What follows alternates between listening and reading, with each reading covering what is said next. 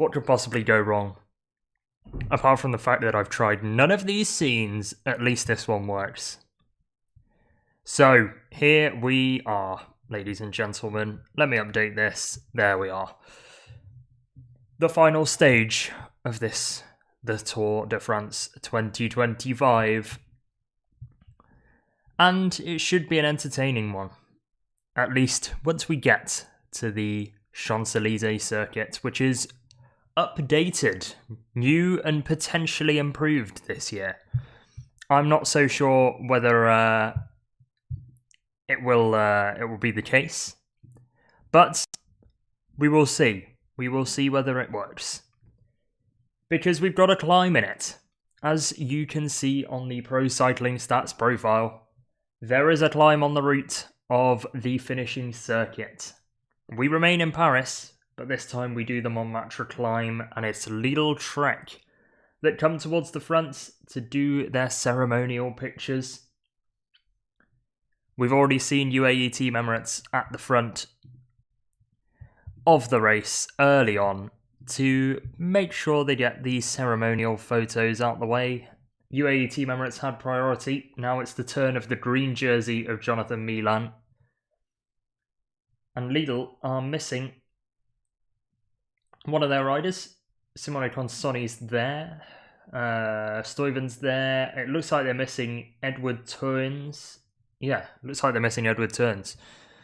He's the only rider who is not present right now, as Tadej Pogacar and Luke Durbridge exchange pleasantries. And forward goes the remaining Lidl Trek rider. The rest of his team are at the front, but he's chilling with Tadej Pogacar. And it was Thibaut Nace. So they're waiting for Nace, they're not waiting for Edward Turns.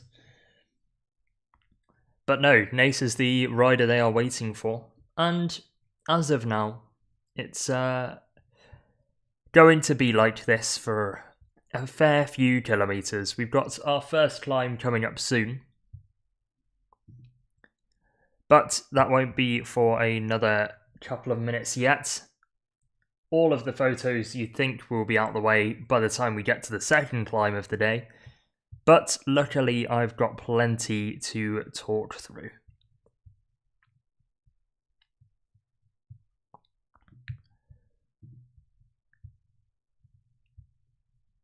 Anyway, 126.5 kilometers to go on my stream right now, if you want to sync up. YouTube especially is, there's a lot more of a lag than on Twitch, so you're also able to pause and restart on YouTube. So for the sake of wanting to sync up any of you guys, as Red Bull Bora Hansgrohe come to the front, I'm about to flick to 126.3 kilometers as Tadej Pogacar has a chat with the UAE Team Emirates XRG team car. Hello Benji, how are you doing? I was very much enthused by today's Tour de France Femme stage, which I didn't do any graphics of, but I kind of wish I should have, because what a stage. I could only kind of listen to it and then watch the final couple hundred meters by the time, of course, the race-winning move was made. But yeah, really enjoyable stage from what I heard of it, and certainly the last of it that I saw.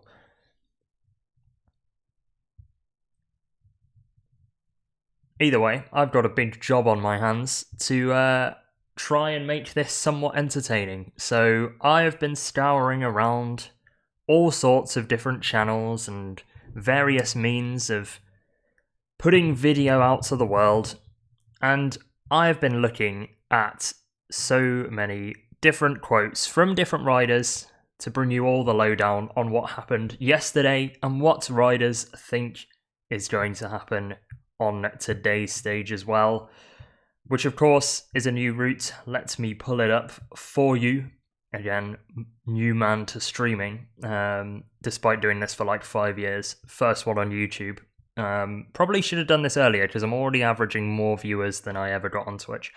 But oh well, we always learn as human beings. Here's the route. Mantes-la-Ville is the starting location, and it's just over 130 kilometers of riding. I finally got Radio Tour in my ears, which is fantastic. But just over 130 kilometers in the saddle on this final day of what has been an incredibly grueling Tour de France. The first climb of the day is the Côte de Bazemont, 1.7 kilometers at 7%, as Red Bull Bora Hansgrohe send their team to the front, holding up the number 77 for Danny Van Poppel, who of course had to abandon in the last week because his wife had given birth to a new member of the Van Poppel family. So nice to see. And Van Poppel is there in spirit, seemingly, because his race number is a part of the Red Bull Bora Hansgrohe team, who have just finished their photo at the front. What's my take on the procession stuff happening on a stage that could have on paper had GC action? Ooh. Well, Benji, I am not a fan of this stage. I've got to be honest. I fear that Montmartre could be very worrying. I hope it's not, because it's something new and it's something fresh and it's something different. And I kind of want the Tour de France to try things different to Paris right now, because it's getting a bit samey, and you've always got to adapt. I liked the whole traditionalist aspect of the Champs-Élysées circuit and it being a procession. But I think there was a good point made by Pete Kenyuk just before I was speaking about it. And he said, from a rider's perspective, especially this year, because you've done such a hard Tour de France, you as a rider will probably not realise what you've done until you step off the bike, which is a little bit of a sad thing for them at the end of the finish, because they are going to be cooked. And Pogacar did go on about it was his best 25-minute power on Champs-Élysées in 2022. But I quite enjoyed the processional aspect of it, and the fact we got to see the sprinters, who at this Tour de France have been starved of stages to go for broke on the final stage. And you saw the Meus win, for example. I really enjoyed that. Against the odds, pulling it out from nowhere, Jordi Meus gets the stage. That was fine because it was an elite sprinter. I am slightly concerned that none of the GC guys will go for it, none of the sprinters will go for it, and in the end you kind of have like a weird breakaway while half the peloton chills at the back. Again, lots of teams have different ideas with what they're going to do for the race, but I think it should be a procession day 21. But it's so difficult. It's so nuanced of an argument, and yeah, I'm not sure. It is so hard to work it out. What do you think, Benji? Do you think it should be processional? Do you think we should have stage 21 going all out? I did enjoy the time trial though in Monaco, despite Tadej Pogacar increasing his lead in the general classification last year. That was thoroughly enjoyable. And I think a time trial on the last day works. In terms of GC action, guaranteed, and then the riders that want to enjoy it can enjoy it. It'll be interesting to see how this one goes though, because again, it's the first time it's been tried at such a big race, and I'm eager to see which riders look like they're going for it, and which riders are just happy to sit at the back, do a bit of sightseeing, and enjoy the final day. Arkea B&B Hotels heading to the front of this race though, with 124 kilometers remaining. And this is one of the many teams that are doing their pictures out on the route, as are Uno X, who've elected to do this a little further on. But the Norwegian team have plenty to be happy about. Of course, they had Jonas in the King of the Mountains jersey last year for a lot of the race, and Jonas has delivered on his goal that he was looking forward to at this Tour de France, which was a stage win. And another rider that got a stage win, this time 24 hours ago, was Mr. Caden Groves, who said, of course winning a stage at the Tour de France really means something to me. There's so many emotions here. We came here with so many different plans with Jasper Philipsen and Mathieu van der Poel, and in the end, I get my own opportunity. They haven't gone the right way so far, but today I had super legs and I suffered to the line.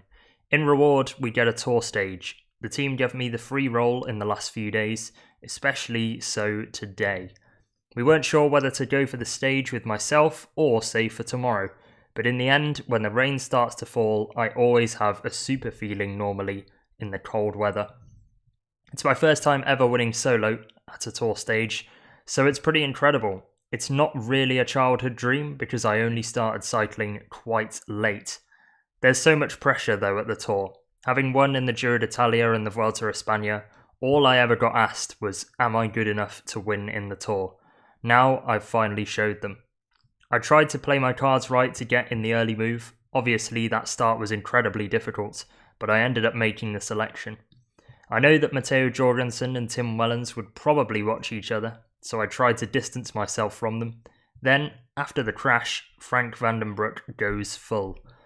I closed that, then him and Jake Stewart watch each other. I had a gap with 16 kilometres to go, and I rode full until the final 200 metres. I am going to enjoy this one. After the crash with Ivan Romeo and Romain Gregoire, Frank attacked and went full. We really got split up, and in the end, Jake, myself and Frank were in front. Vandenbroek said he wouldn't ride because Jake and I are obviously quick sprinters, which is fair enough.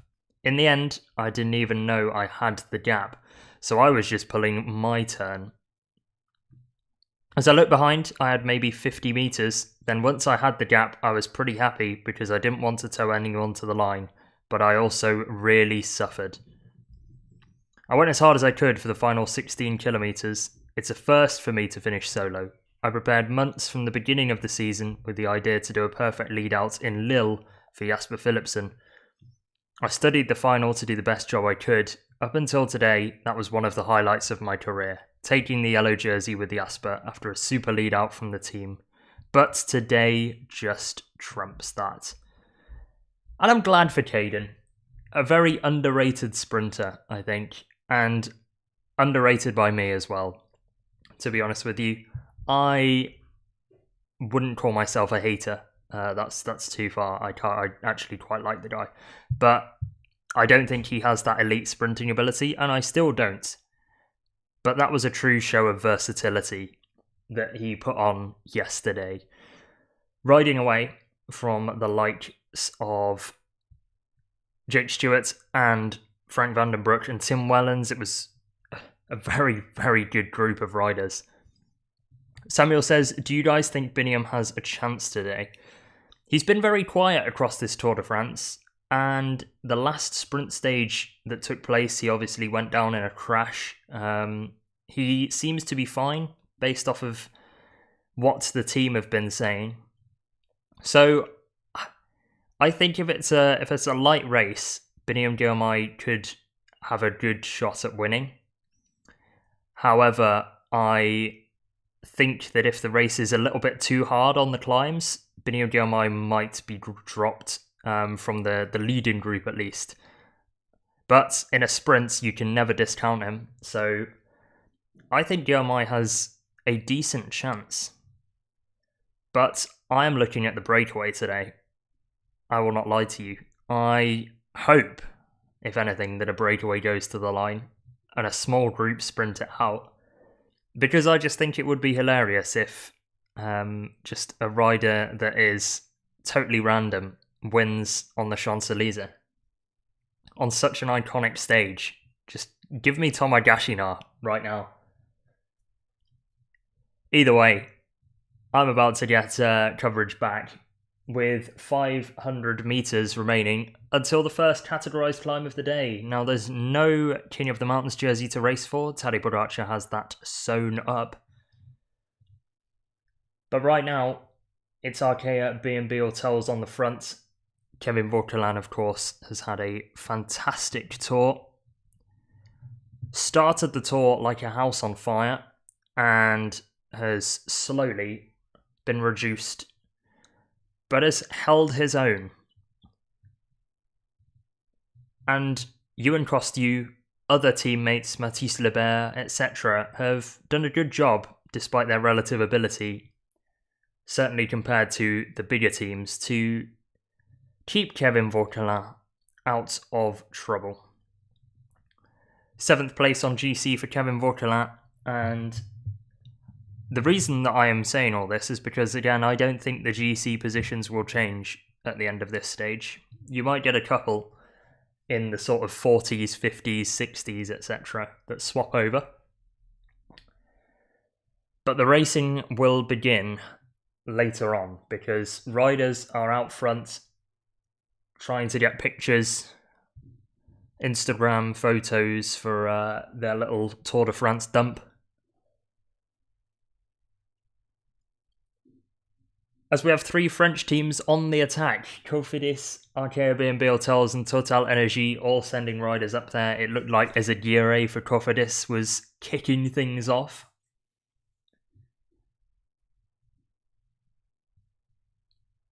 And the battle for the KOM jersey, I actually think that's Tomar on the right.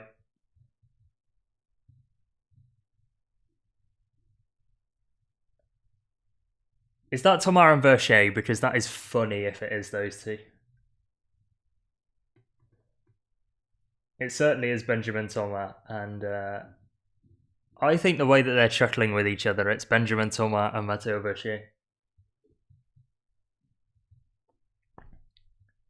But that was a fun little sprint over the 4th category climb. And to be honest, more than I was bargaining for, because I was expecting a small group to just roll over the line while taking a picture. Maybe one of the teams just accidentally rolls over the Côte de Bazimont line first. Thibaut Nesta is at the back, having an entertaining chat with a fellow Belgian on Lotto.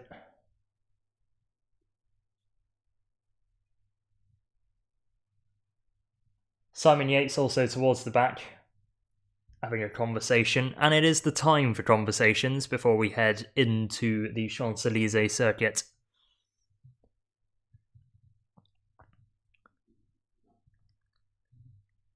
But it's taken Matteo Versailles 3 weeks probably to get over that Benjamin Thomas spill on the cobbles. But in the end, both of them have seen the funny side. And 121.5 kilometers to go. It is still Thomas, Versailles, and I think that's Lebert at the front of the race.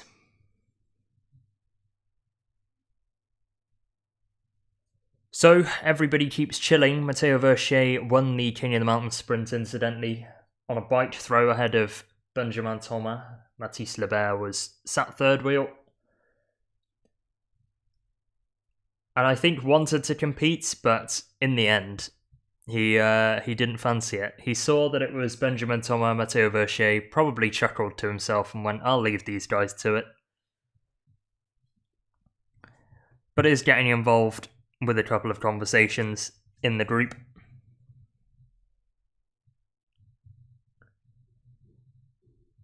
They're being reeled in now as the pink jerseys of EF Education Easy Post come to the fore. And their leader, Ben Healy, has had a very positive Tour de France. Yellow jersey wearer, stage winner on stage 6 of this race. And will finish in the top 10 of the general classification. The 2 Danes on the team, though, Michael Valgren and Kasper Asgren, having a chat as XDS Astana and their 6 remaining riders pose for a picture. Yevgeny Fedorov had to leave late on because of illness. Kees Bol the other abandonment for Astana. And I had an Astana rider in one of my ones to watch for yesterday's stage. It was very hard to predict, of course, because it's a breakaway and everybody is completely shattered. But the Danes have come to the front. Magnus Cort on the right, then Kasper Asgren, Jonas Vingegaard, Tobias Lund Andersen, and Michael Valgren. It's been a while since we've not had a Danish stage win, surely, at this tour. But Vingegaard, front and centre, has learned how to take his hands off the handlebars, I think. He did have a notable wobble that I remember one of the years he won the tour, when he couldn't take his hands off the bike. I think because he wasn't comfortable with riding no-handed, which I wouldn't be, to be honest with you. But the peloton will gradually roll into Paris, very slowly and very methodically, over the Côte de Pavé de Garde, which is the second climb of the day. Total Energy sending riders towards the front. They're going to be more than pleased with Jordan Gégat finishing 10th overall in the general classification. If things stay the same, I'm actually not sure whether when the race gets neutralised. Does it get neutralised before the Montmartre circuit, or does it get neutralised on the final lap? Arm in arm, Total Energy are. And then they do a brief roadside sprint. Road sign sprint. Anthony Turgis has taken his own interest in the green jersey for Total Energy.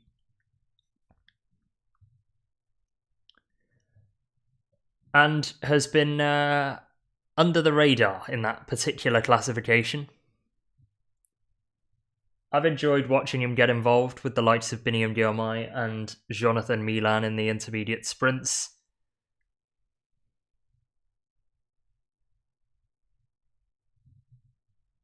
As I am frantically scrolling the Tour de France's Twitter page. I probably should actually just Google it like a normal human being to see whether the stage is being cut short. Well, not cut short, but the times will be taken before the finish line.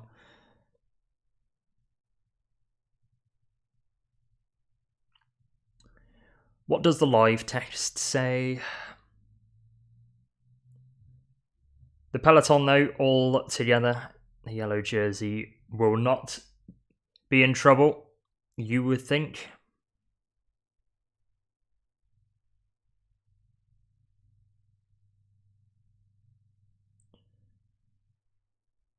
Right, let's see. Of course, there was a 7.7 kilometre neutral zone. That is completely different to the procession that we will be seeing, where they are going incredibly slowly.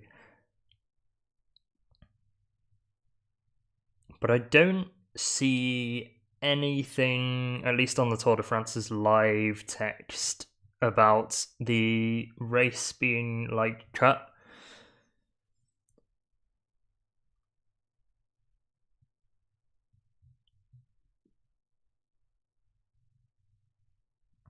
So unless Benji knows some inside information that I don't, I'm a little bit concerned now that I'm not in the loop. Either way, I'm just going to act like I know what I'm talking about, which is mostly what this stream is.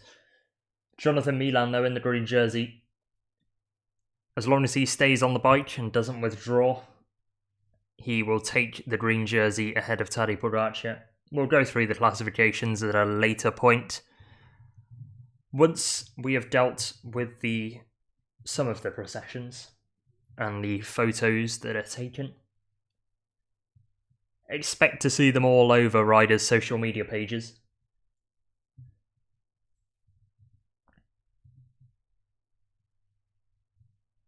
But right now, we are on the slow, winding roads into the centre of Paris. Always starts in the suburbs this stage, before entering the centre, and the racing begins proper. Riding currently with their gilet open for Lotto, as the camera zooms in on Tiemann Arendsman, who is a rider that we are going to talk about a lot, I think, in the tier list, because he has taken 2 stage wins at this Tour de France, both in pretty spectacular fashion, holding off the GC favourites Tadej Pogacar and Jonas Vingegaard.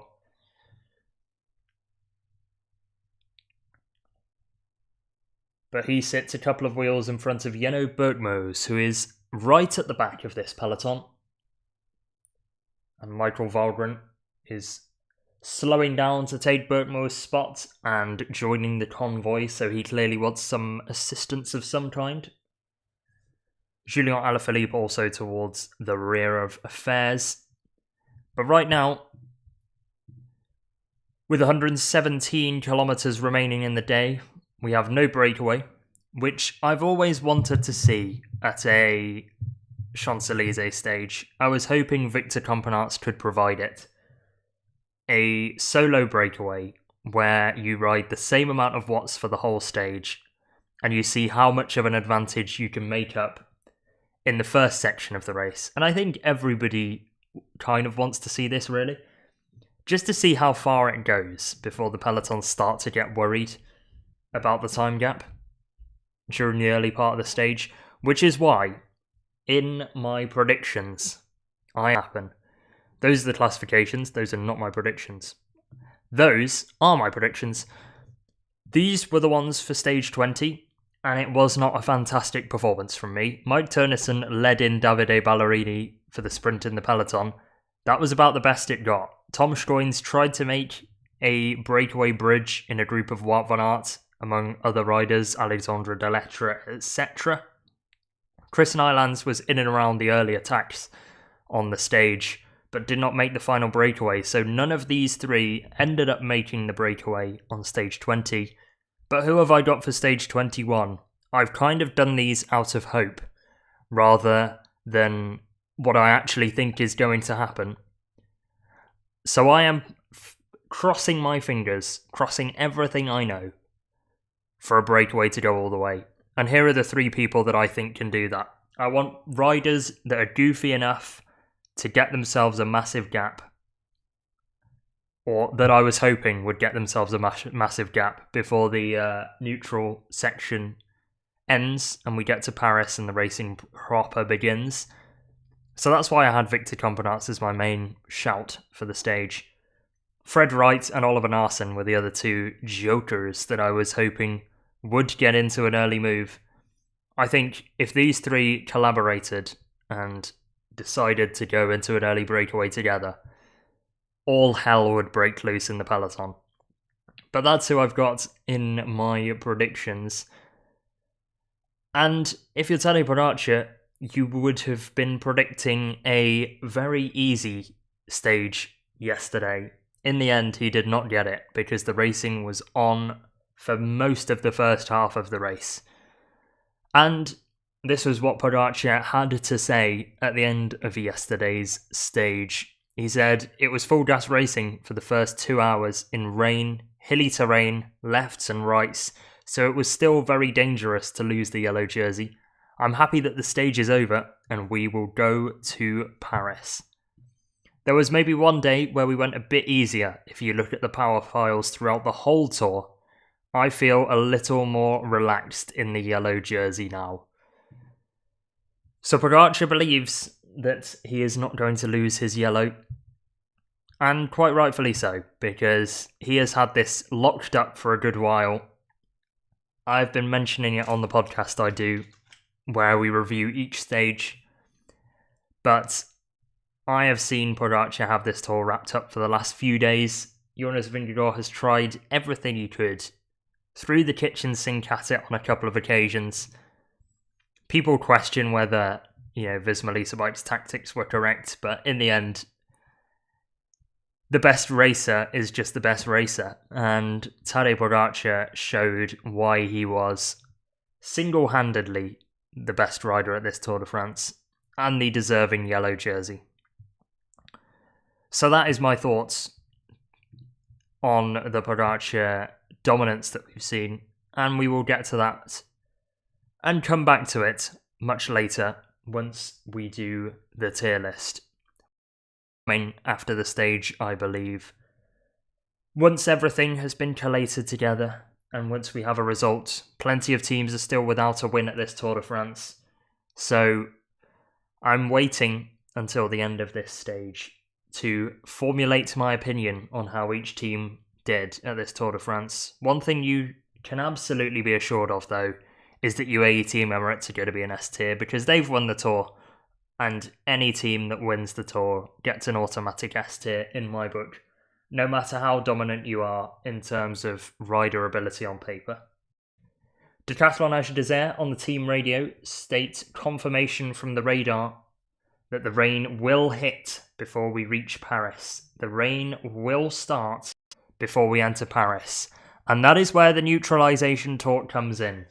Because from what I've been hearing on the grapevine, the race can be neutralized at any of the passages of the finish line to avoid extreme danger with riders sending it into the Montmartre climb.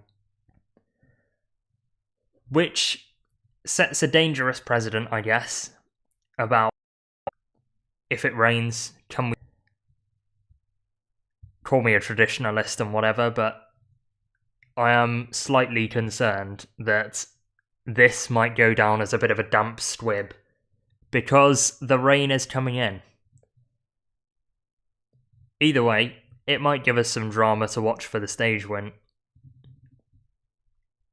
Which is another reason why I think breakaways should have gone early, because the conditions worsening as the day goes on means that they could have got into a couple of laps of the Paris circuit in the dry conditions. And wet cobbles is not fun.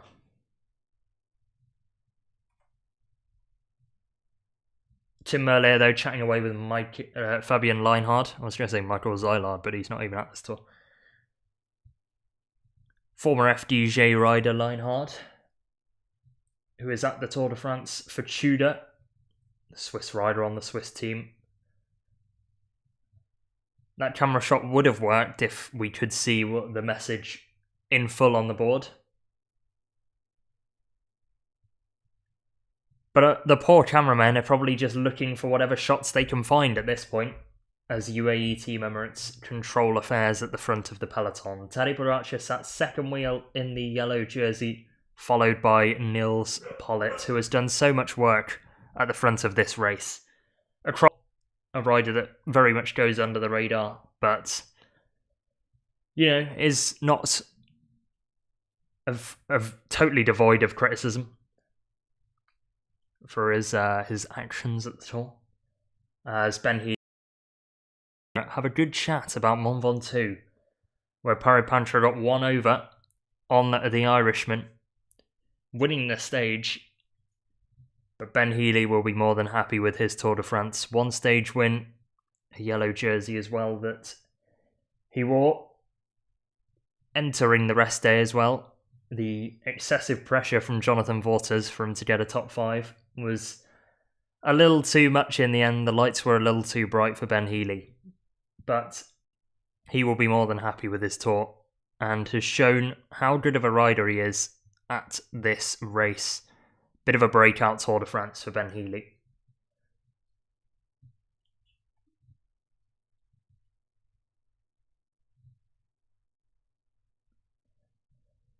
Indeed.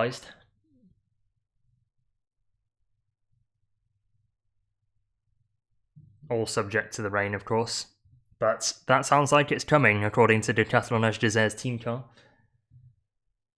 The race for the stage win, though, will be on no matter what. There will be plenty of riders looking to take a stage.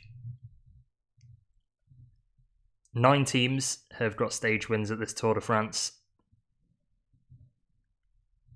And indeed, that is 9 of the 23, if I'm thinking. I actually don't know how many teams are at this tour. 23. 9 of the 23 teams have won. Which means 14 teams are sat here on nul points. No wins. So 14 teams are going to be risking life and limb, you'd expect, to be at the front onto the final corner before Montmartre begins in earnest, because the roads are narrow and the racing will be hot. We've seen it at the Olympic Games. It's not quite the exact climb that they do at the Olympics, but as a yardstick in the women's race, Chloe Dygert, if you remember, had a crash entering Montmartre and basically held up the whole peloton, which led to the race-winning move. Going up the road, similar to Caden Groves, there was no attack whatsoever. They just rode off the front. And that's the main concern.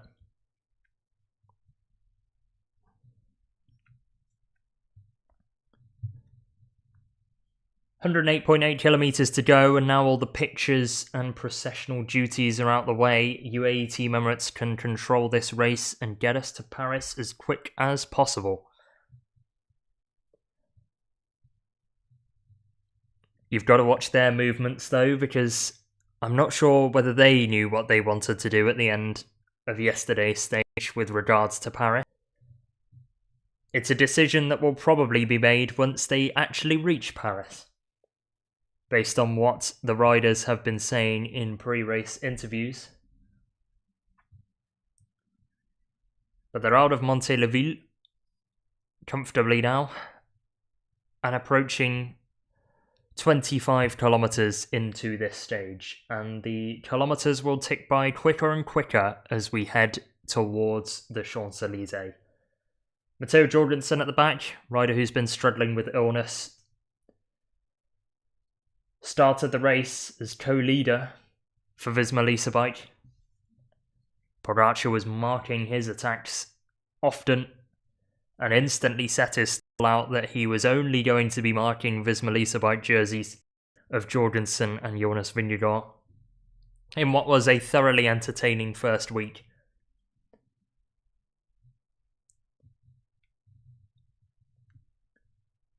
But I am very happy indeed with the predictions that I made on the preview podcast that I did before this Tour de France began, where I was asked to make 9 predictions about more general things that would happen, not riders winning stages or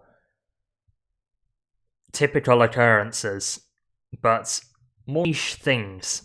And the list that I had, I'm going to get up now. 2 GC guys out in the first week is probably actually didn't go through. A Total Energy better result than Ineos. Now, I kind of meant stage win for Total Energy and no stage win for Ineos, but I think I'm taking that as a victory because Jordan Jagat was ahead of Carlos Rodriguez in the general classification. Now, Rodriguez might have been out of the race, but at the end of the day, I am taking the point, and I'm taking every point that I can get. I had Mathieu van der Poel to spend a week in the yellow jersey. I did have him to hold it after the time trial, which didn't end up happening, but I'll take close to a week in yellow for Mathieu van der Poel. I've got a breakaway win in Paris, though, on my bingo card, and I am hoping that will be the case today. Tadej Pogacar, though, is riding on the front of the peloton in the yellow jersey, as Sarah's giving some support for Binny and Guillaume in the live chat. We have briefly discussed Guillaume's chances. More than happy to go through it again. I had Movistar to win a stage. Now, if anything, I quite liked that this one hasn't gone through because the Grand Départ next year is in Barcelona, which will mean that Movistar have gone well over 2,600 days. If they don't win today, they've gone well over 2,600 days without winning at the Tour. But those are the kind of scenarios that we were discussing, and I am quite happy with a couple of them that I will get to, especially one of them that was a completely wild pick, but we'll get to those slightly later because Tadej Pogacar is pressing on at the front of this peloton, not necessarily doing kilowatts, but is moving the peloton along very nicely indeed right now. He's got multiple UAE Team Emirates riders on his wheel, including the Belgian national champions jersey of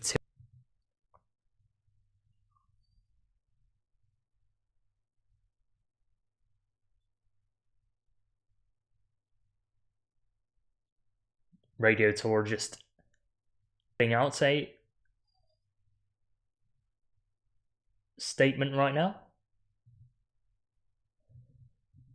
And they are stopping the times on the fourth passage of the Champs-Élysées. So that is the lap before the Montmartre circuit occurs. The Tour will be stopping GC times there. So Tadej Pogacar just has to make it past the 80-kilometer point into the stage. But confirmation there on Radio Tour that they are neutralizing the GC times on the fourth passage of the finish line. Does that mean then we have a 3-kilometer rule that goes back in the case of a neutralized race? I am asking there more than knowing. But we're heading into Vipro right now, one of the suburb villages before we get to Paris. The thick of the centre of Paris.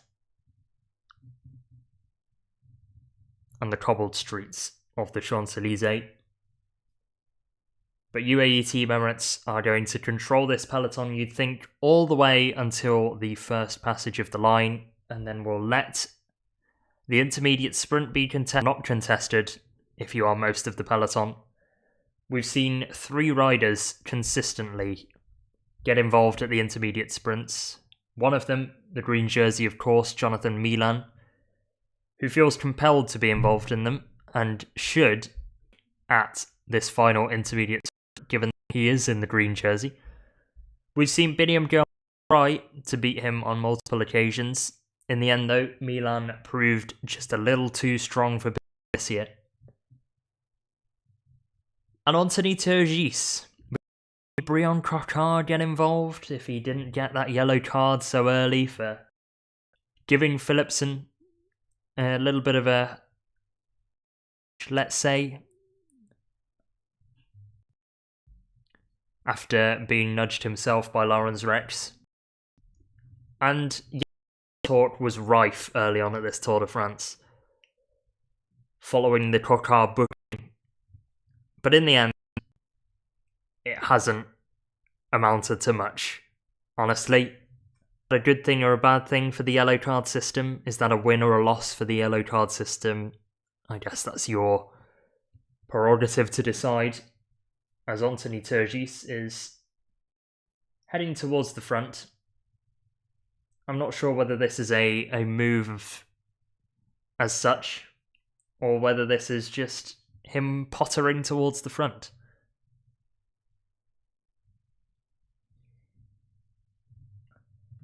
At the back though is Anthony Turgis's teammate. Right now, Alexandre Delettre, who was involved in the breakaway yesterday, pulled the possibly greatest pain face of the 2025 Tour de France on the wheel of Wout van Aert, who was trying to bridge across, but Turgis at 20 kilometers an hour pulled away from the peloton there, which I think tells you how slowly Turgis attempting to show off there with the bidon throw behind the back, but Adam Yates reels him back in. That makes it sound like it was an actual attack. It wasn't. Yates reels him back in and gets into an aero position to push probably the same amount of watts that I could push for an hour. Tadej Pogacar, fourth wheel, and I think that's a conservative estimate. That's not me blowing my own trumpet. But right now, Adam Yates at the front, Pavel Sivakov is on his wheel, and we have 102.5 kilometers remaining of this final stage of the Tour de France. So, while we have the calm before the storm, quite literally because it is going to rain once we get into Paris, Harry Sweeney was involved in yesterday's breakaway stage. And here was his view from the front of affairs. In stage 20, because he was speaking at the end of yesterday, he said, "I think you never know until you try, and today left me a bit disappointed. But I think if you have the right rider with you, sometimes that could have been the move with 60 kilometers to go. I'm disappointed, but also what can you do? I think at the moment I was by myself. I had to try everything I could to stay away. In the end, the race played out a bit differently and another Australian won solo, so hats off. The directors said to go out there as if we hadn't done anything and that the tour had been a failure, just to sort of kick us up the arse. And EF had a very successful tour, as confirmation from the Tour de France account there, that you can see, due to the weather conditions, the general classification times will be taken at the fourth passage of the finish line, which is well over 50 kilometers from that defeats the whole point of this stage, which was to cause some GC movement on this final stage. So, not sure what Christian Prudhomme thinks, I think, after organising such a fantastic route, or what was a fantastic idea in his head, you'd think, for this final stage, for the GC times to be neutralised with 4 laps to go. Either way, it will mean that Tadej Pogacar, it might encourage him to go for the stage. Who knows? It might encourage Jonas Vingegaard to not do some sightseeing, as he was saying in his previous press conferences with the media. But that was the view of Harry Sweeney, who entered Paris last year in the breakaway, and we will get his thoughts on the route and many other riders' thoughts on the route as this stream goes along. But he mentioned about being in the right move with the right rider. The rider he was stuck with was Jordan Jegat, who said at the end of yesterday's stage, "You shouldn't settle for what you've got. I went for it today. I didn't realise I was in the top 10 of the overall classification, actually. I did try everything to be in that top 10, however. I tried to go and attack today. Everyone was fighting really hard, and in the end, this breakaway has made the difference." And indeed it did. Jegat finishing 7th on the stage, sprinting behind Jake Stewart, as Harry Sweeney was the last of the second group on the road, quote-unquote group, because Groves finished alone, followed by Van den Broek in second place on his own, then Pascal Encorn, who attacked away from the group at 59 seconds, and Simone Velasco won the small sprint to the line in Pontarlier for 4th at 1 minute and 4 seconds down. Jordan Jegat's 7th place on the stage did not matter, but the time between himself and the peloton, which was 6 minutes to be exact, did matter indeed. And this was what it did to the general classification, because that was what it looked like before yesterday, and what it looked like after yesterday. Keep an eye on that 10th place, because now it changes. Jordan Jegat jumps Ben O'Connor into 10th in the general classification, and we will discuss this a lot more as this tour goes on, and it will be considered as part of the tier list that we are going to be doing of the best teams at the tour. We might do all of the riders, but I think that's more of a degenerate video that I might do for the YouTube channel. In this, the first live stream on YouTube, for me at least, leave a like on the stream if you are enjoying it. And yeah, let's get some conversations going about this stage, because now is the time to do it, with UAE team Emirates just patrolling at the front of the peloton.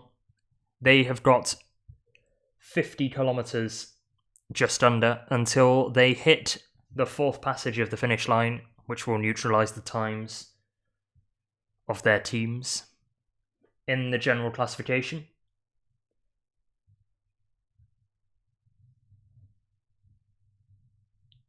Adam Yates sat second wheel.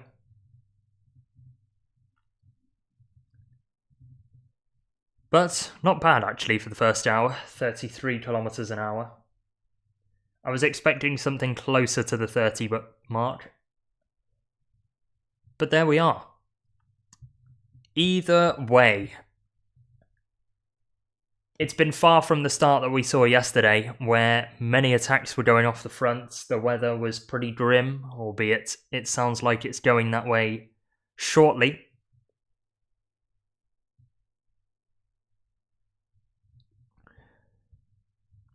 But we are just beyond the first hour of racing right now, and we are approaching the first hour of this stream, because I was very much late with putting this all together.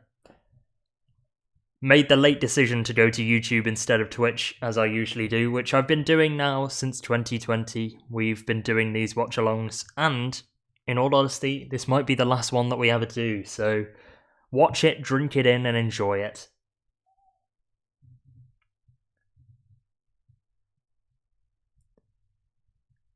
But not too long to go before the next climb of the day. One of 5 on the route, of course.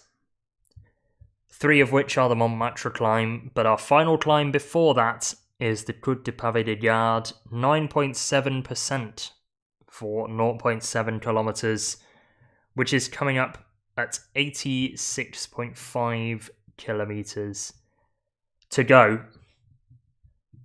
which is not too far away, almost 10 kilometers until we get to that climb.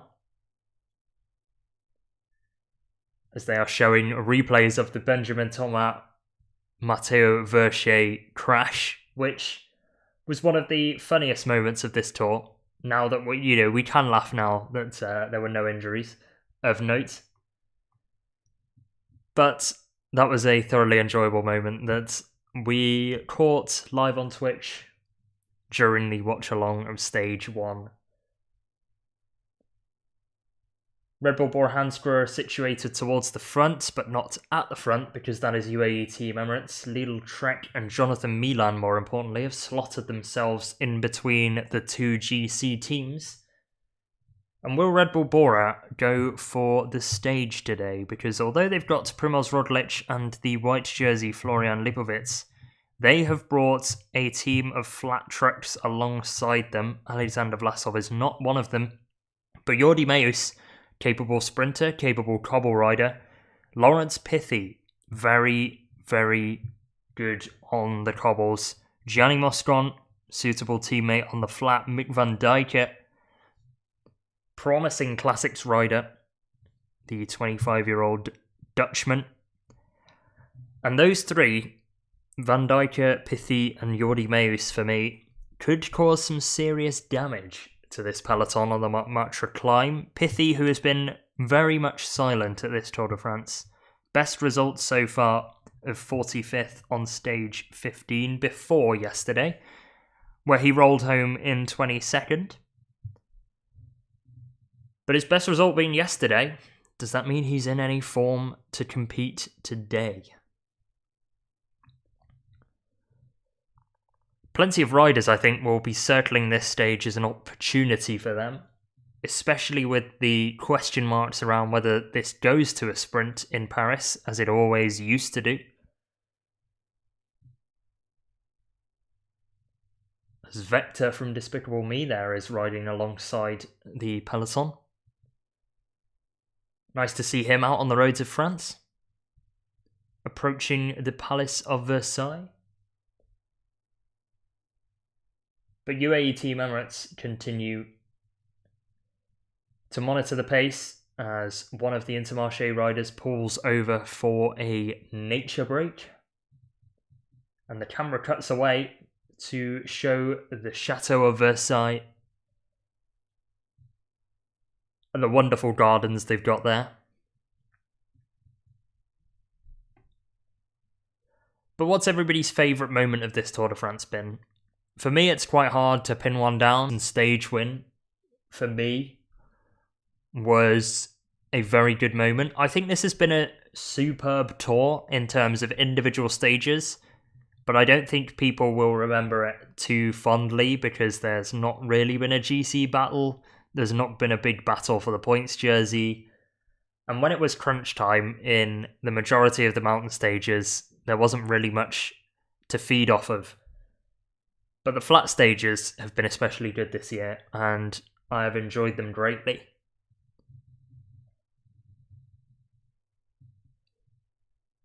UAE Team Emirates, though, as the rain begins to fall and the coats begin to come on in the peloton, UAE Team Emirates lead the way. Nobody has elected for the coat just yet on that team, but more and more riders are going to put layers on, which I think is why riders are stopping, as well as, obviously, to pee. But at the back right now, the two Canadians on Israel Premier Tech, Guillaume Boivin and Michael Woods. Woods, who's been very active in the breakaways, Guillaume Boivin less so.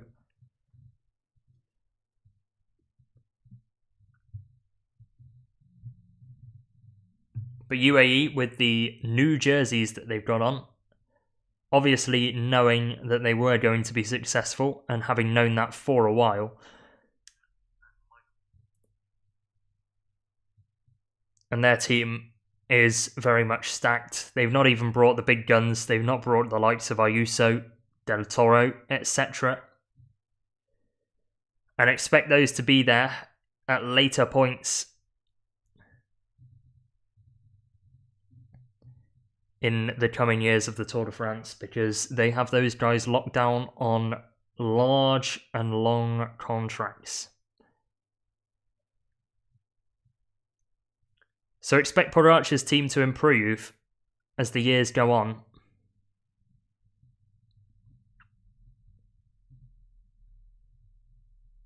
But the yellow accents now on the white jerseys of UAE Team Emirates.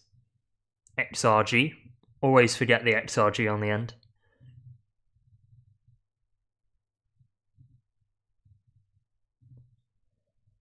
But yeah, my views of the whole tour, the general gist of what I've been gathering from this Tour de France, for me, is that this is a tour that won't go down as one of the greats because of the lack of GC battle, but has been thoroughly enjoyable.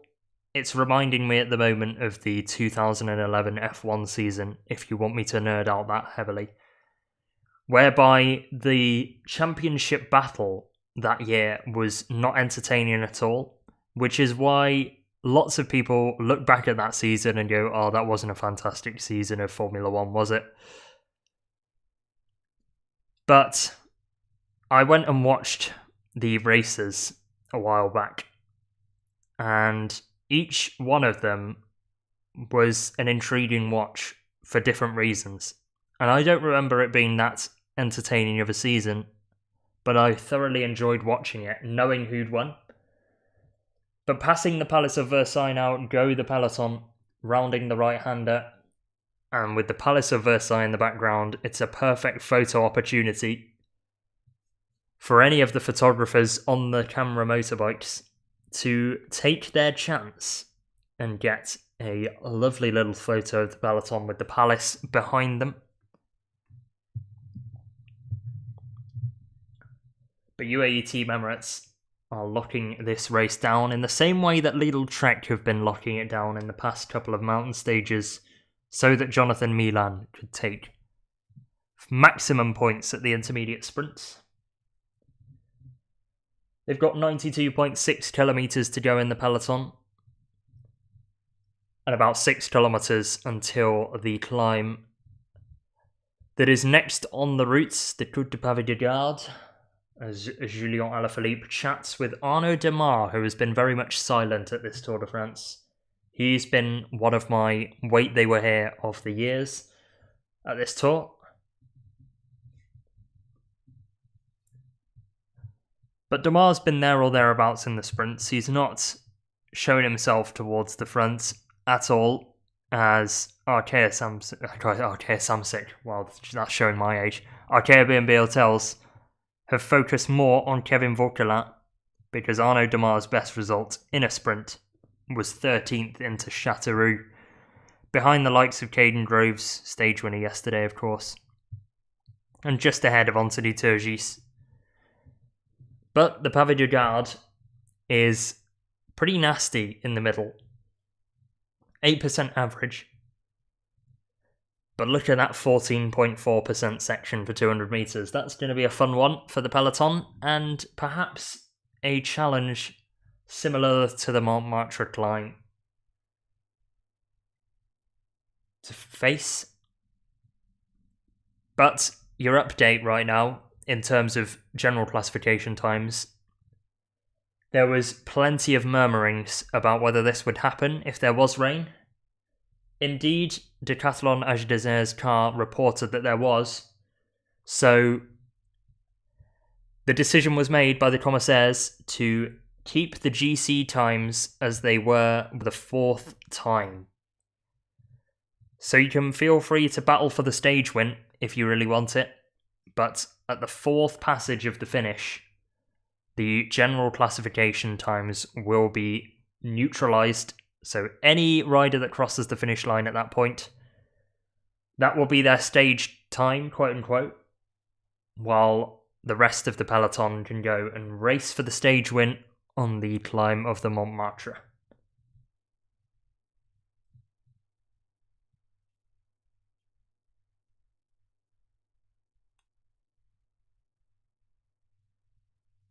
UAE Team Emirates, though, not necessarily fully focusing, you'd think, on the lead out for the Montmartre climb. They're going to have to be towards the front if they want any chance of winning the stage. And they've got a couple of classics riders that could feasibly win the stage on this Montmartre climb. Nils Pollitt is one of them. Tim Wellens is another, but he was in the breakaway yesterday, so that might be unlikely. And Jonathan Narvaez could be a serious contender. Superb puncher who was on Ineos Grenadiers last year. As a fellow Ineos Grenadier, Geraint Thomas is requiring some assistance from the Ineos Grenadiers team car. But Narvaez, I have circled as a potential UAE candidate for this stage, if Pogacar doesn't fancy going for it.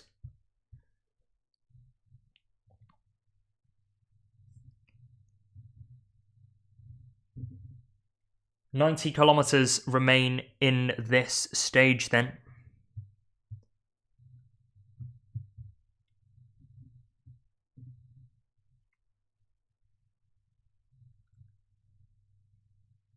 As the race radio is being given perhaps some forms of clothing by riders. And they are just making sure that they go to the correct team cars, which is fun to see.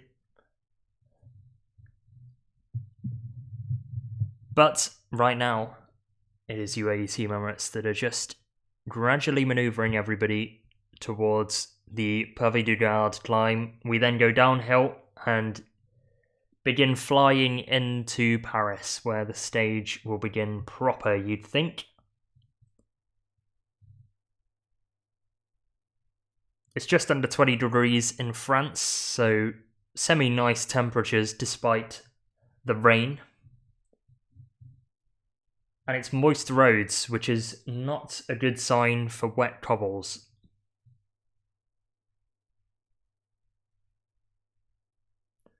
The Pavé du Gard, though, was another climb featured at the Olympic Games, both the men's and the women's road race. Somebody takes a massive hit of their vape around that corner.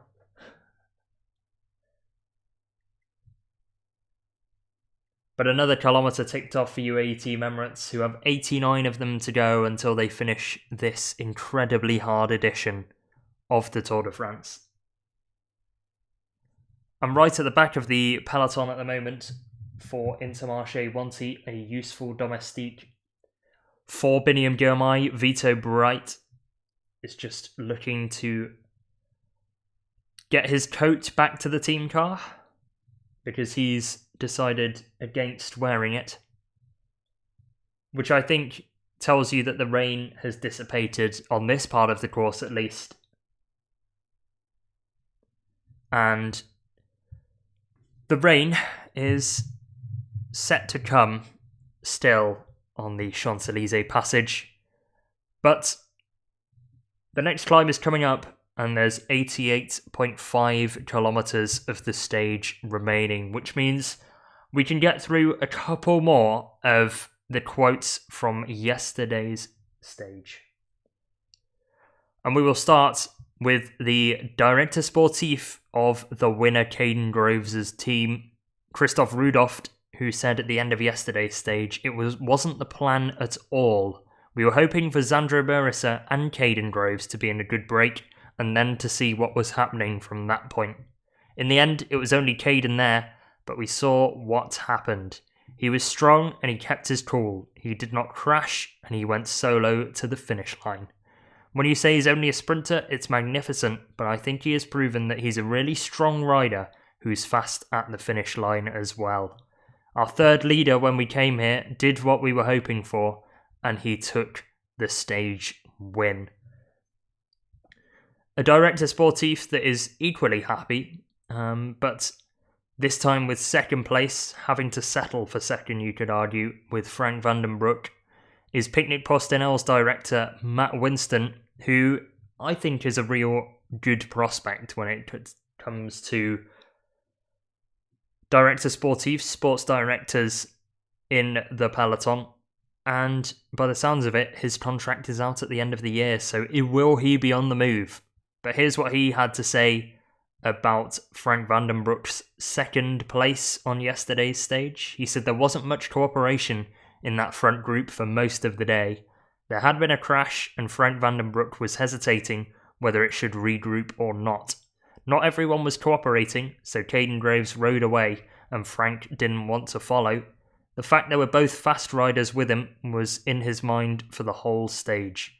If you take Caden and Jake Stewart to the finish, then they're probably going to beat you in the sprint. You saw Caden Groves on the climb before. He was pretty strong on that climb, probably the strongest guy in the group. So I think the right guy won the stage. I think Frank was nervous to come to the line with them both. We wanted to be in the break today, so we had guys in the front, and then Oscar Onley was in the second group. The guys asked, should we wait? But it was Felix Gall that had missed it as well. The whole Decathlon Azure Desert team was there. Oscar had Tim Naberman with him, so we left it at that situation. If we had to drop back, we would have done, but there was no stress. We wanted to see how Oscar was doing during the stage, and it wasn't really the stage to be that attacking, so instead we were consolidating. And consolidate they did. They did not gain time on Florian Lipovitz, they did not lose time on Felix Gall, and that is why Oscar Onley still sits in fourth overall. And what a tour it's been for him, and for Picnic Postenel, who may not have got the stage wins of Romain Bardet last year, or wore the yellow jersey like Bardet did. But fourth in the general classification is a fantastic result, especially with a rider like Oscar Onley, who is 22 and is the youngest of that top four. But Pogacar leads the way by 4 minutes and 24 seconds from Jonas Vingegaard, and it should be that by the time this stage ends. Certainly because the times will be taken at the end of the fourth lap in Paris. So expect Tadej Pogacar to retain his yellow jersey and expect Jonas Vingegaard and Florian Lipovitz to be on the podium with him. Oscar Onley settling for fourth and Felix Gall worming his way into the top five late on. Deservedly so, I think. He has been incredibly consistent across this tour and is one of the GC contenders that I liked the most. Probably the GC contender that I liked the most, thinking about it. But that's what I think of Felix Gall. Another GC contender who perhaps didn't have the tour that he was hoping for was Jonas Vingegaard, who said at the end of yesterday, it was a miserable day to be honest, with the weather also. I felt like we should have brought our swimming goggles at one point almost. It was raining a lot and it was a hard stage. Luckily though, we made it through safely. And that's the question that everybody's asking at the moment about this stage. With 120 metres until the top of the next climb, will everybody make it through the Montmartre circuit safely on this, the final stage of the 2025 Tour de France?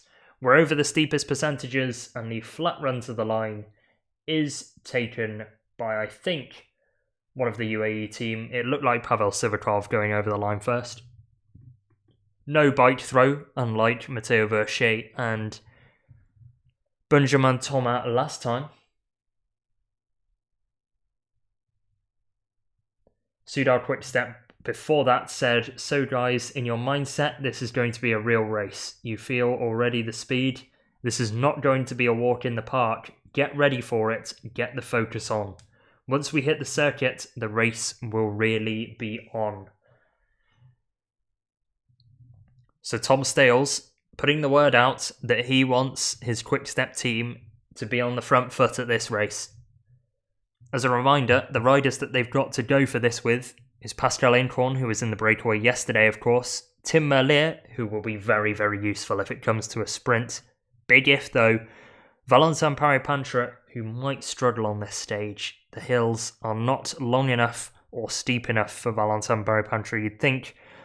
So the eyes switch to Max Schachmann, Bert van Lerberger and Ilan van Wilder, but especially Schachmann and van Wilder for me. Schachmann, good classics rider, good hill rider in the latter part of his career though, at 31 years of age, but showed at Bora that he can get positive results. Of course, wore the leader's jersey at Itzulia Basque Country for 3 days, before slipping to third overall in the Basque race. But that was a third position behind Joao Almeida and Enric Mas, so Max Schachmann can climb, and he beats Florian Lipovitz, third on the Tour de France in that race. But he's capable in a sprint as well. On reduced bunch sprints at Itzulia Basque Country, he was finishing in the top 3 of those as well, so keep an eye on Max Schachmann.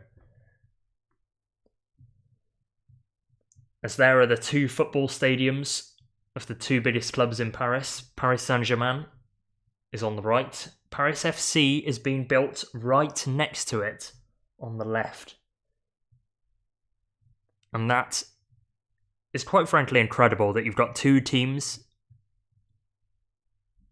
in the same division that are going to be separated quite literally by the crossing of a road. But Jonas Ricard is up front. And it was nice to see that shot actually, because I've actually never seen a real picture of the 2 stadiums put together. I've seen the drawings and the various bits and pieces of the new Paris FC stadium, but having seen it in real life, I'm very excited to see both of those teams be competing. But they do have the big screen working in the Parc des Princes, so I'm not sure what they've got on. Maybe just some stadium tours, but whatever. Anyway, Jonas Ricard has gone off the front while I've been having that spiel about French football. And the Alpecin Koenig rider in the top 100 of the general classification, which is not a bad performance from Jonas Ricard in the grand scheme of things. He's not exactly Simon de Haes in that he utterly can't climb, but I was expecting him to be further down the general classification than that. Either way, he's peeled away from the front and has got a brief gap on the peloton. I'm not sure whether he did that deliberately. But either way, there's some daylight between his rear wheel and the front wheels of the peloton as they view the Paris Observatory from the helicopter. And I don't think Ricard meant to do this because he keeps looking over his shoulder and is not churning a very high gear. So Ricard on his canyon is pootling along and probably making sure that he doesn't detrain while on the bike. Getting on the radio now, Jonas for an Alpecin Deceuninck team that have taken 3 different stage wins with 3 different riders in 3 different scenarios. Mathieu van der Poel in a reduced bunch, Jasper Philipsen in a pure sprint, and then Caden Groves yesterday with a solo effort to the line from the breakaway. But Ricard right now is probably wondering what is happening. We haven't seen anything of a replay of his attack, which makes me think it's a Groves-style move where he accidentally peeled off the front. But unlike Groves, he didn't realise it and push on. He gets reeled in by the UAE Team Emirates-led peloton, and the peloton led by the yellow jersey of Tadej Pogacar, which I think is an early estimation that he is not going for the stage. I would like to see him do it, but I don't really see it happening. Realistically, I think Jonathan Narvaez might be UAE Team Emirates' preferred pick for this stage.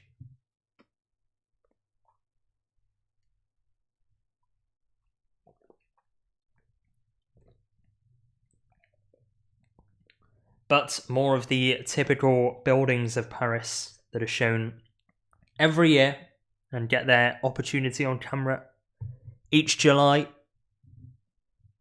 on this circuit that we will be on to shortly.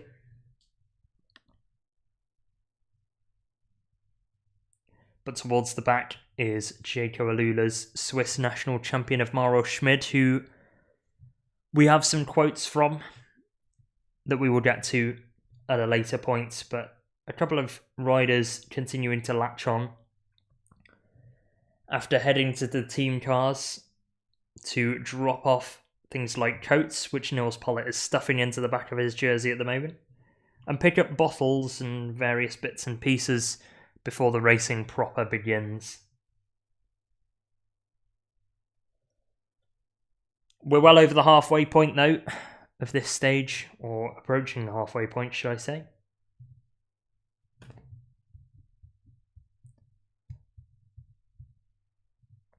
Meanwhile though, I remember seeing that sculpture from last year. That would be the type of sculpture I think that Carlton Kirby would have a mildly joking comment at.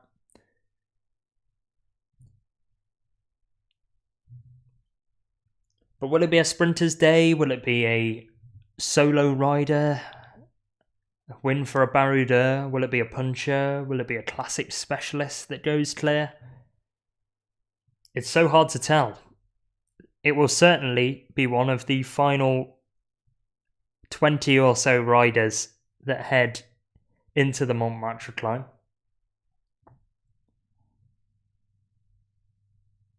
But with less than 81 kilometres to go, there has still been no breakaway. Either way, I've still got plenty to talk about. And I might as well do a couple more quotes before we get onto the Paris circuit, because I've got a couple more from yesterday to fly through, and then we can start discussing the stage itself.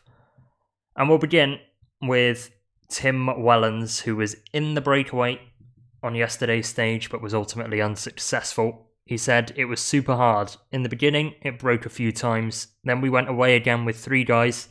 Matteo Jorgensen, the Arkea rider that I don't remember the name of now, and me. Sorry, Ewan Costiou, but Tim Wellens has just egoed you live in front of the cameras at the Tour de France. So, gonna shout out Ewan Costiou there, because Tim Wellens forgot the guy's name.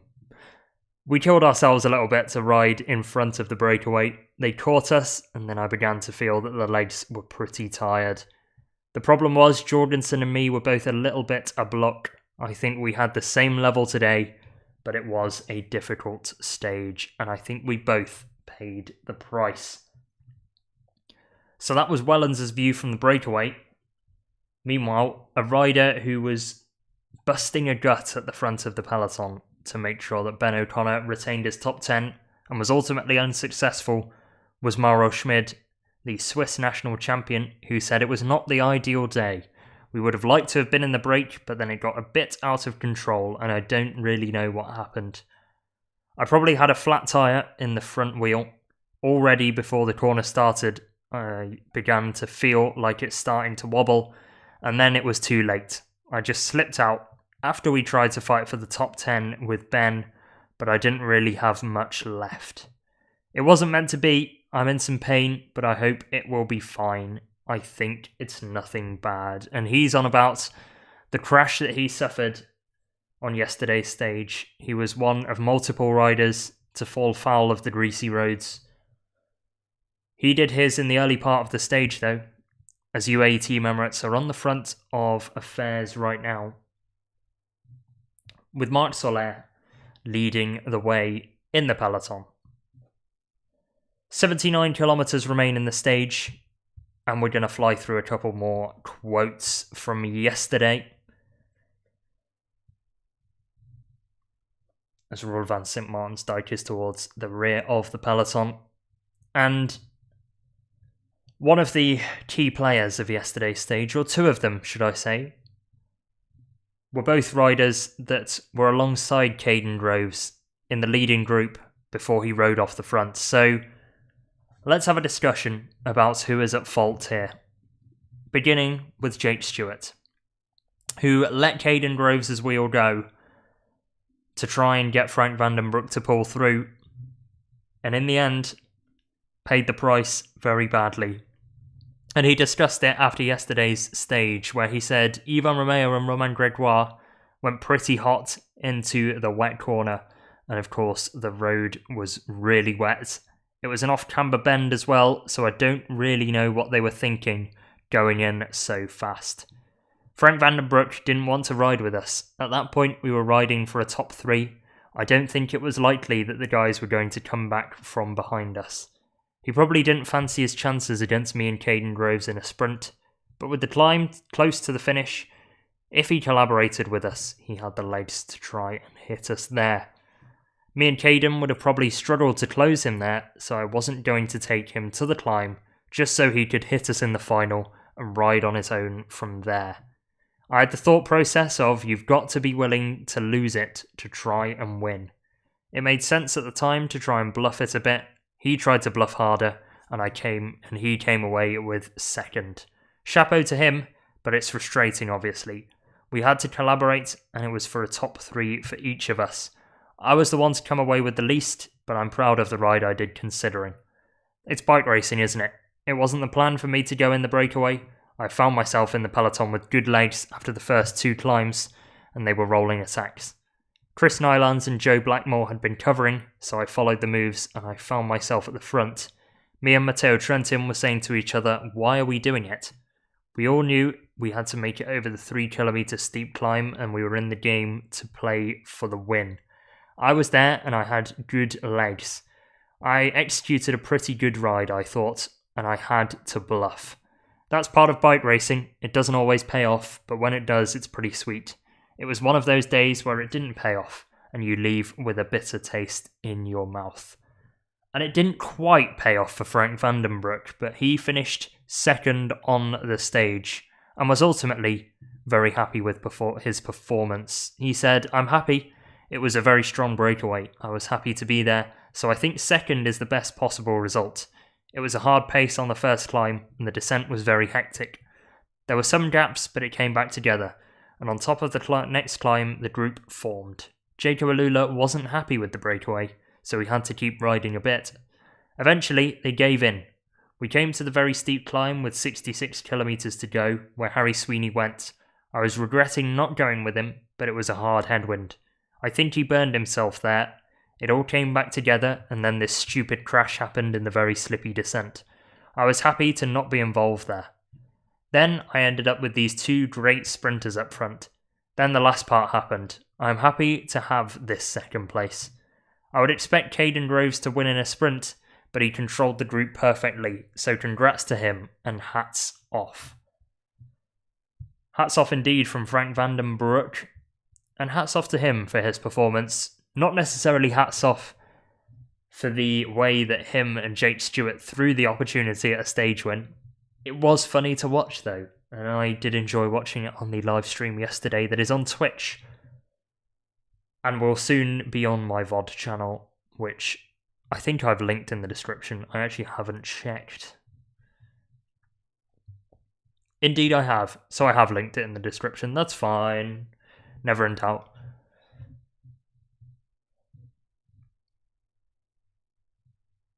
But now we're getting to areas of Paris which I have been to. We will soon reach the Louvre, and then we will be on to the Champs-Élysées, ticking off the landmarks one by one in Paris, and the pace will rise from this point onwards. 75 kilometers to go, and we take a left turn. And very shortly, we will be on the route of the finishing circuit.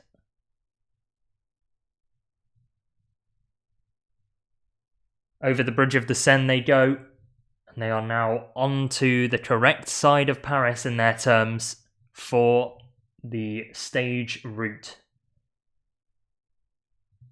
The Jardin des Tuileries just there, and then next for them will be the Louvre.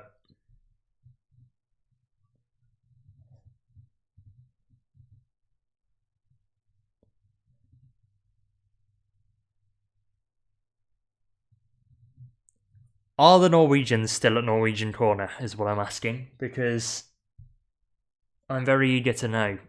They've got a very important Norwegian to support, not necessarily their sprinter, Alexander Kristoff, who they've been supporting for all this time beforehand, and then Tor Ushoft before that point. But are they at Norwegian Corner, and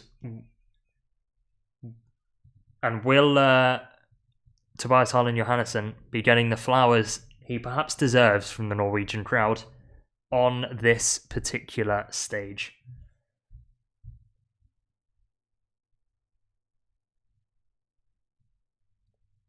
The Olympic flame was there that they... Oh yeah, the Olympic torch was displayed in that park during the Paris Olympics. But of course, this is a far more important event than the Olympics, are we right? The final stage of the tour is about to get underway for good once we make it out of the Louvre back onto the race course.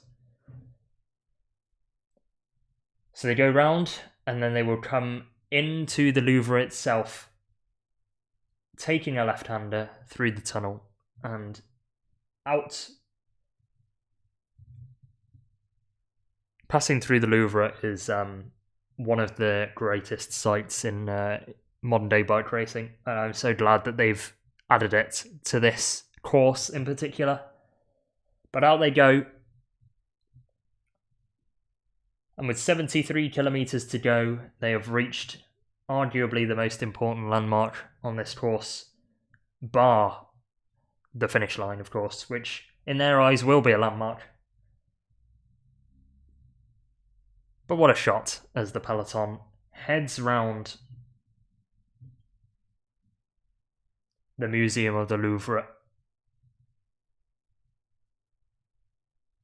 And then they will head out, take a couple of roads, and back in to Paris, where they will get back onto the racecourse. And the racing can begin for good. Just over 22 kilometers until the GC times are neutralized, which are on the fourth passage of the finish line, so just after the intermediate sprint. The infamous shot of Rigoberto Urán, who I think was on Cannondale, but they were starting to enter their pink phase, spreading his arms, entering the Louvre, sticks with me. But out of that section of the course they go, and they're back onto the Rue de Rivoli now. All of the team cars are ready and waiting to rejoin the route. What a nice shot that was. I quite enjoyed that.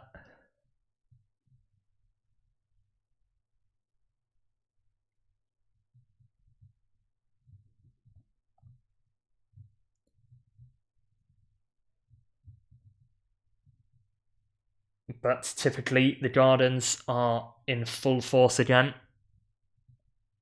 And the clouds have cleared. Decathlon put out their worries in the early part of the stage that there was going to be rain.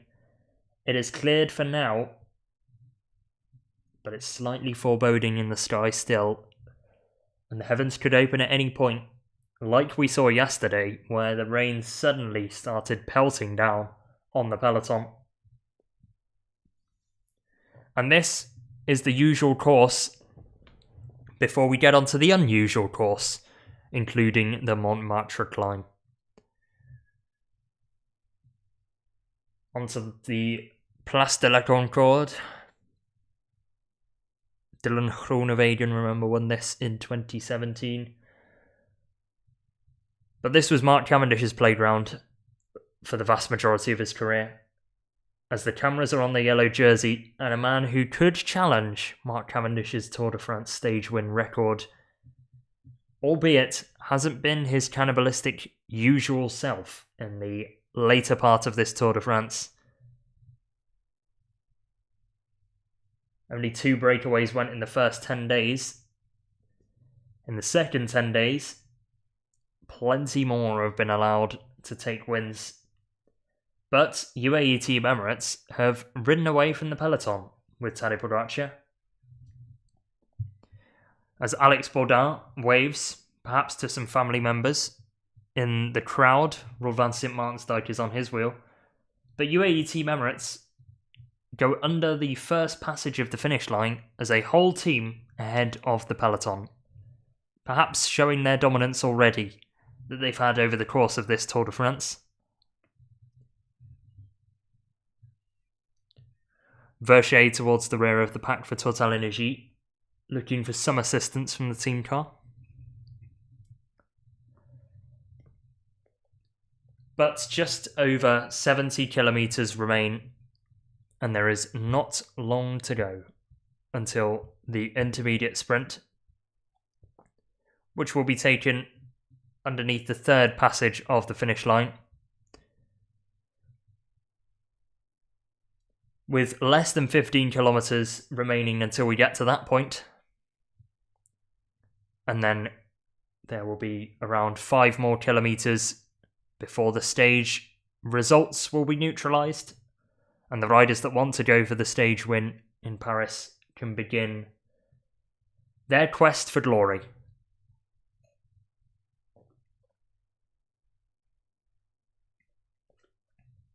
But the rider who sealed glory, or will seal glory, you'd think, heading across the line with 50 kilometres to go, will be Tadej Pogacar.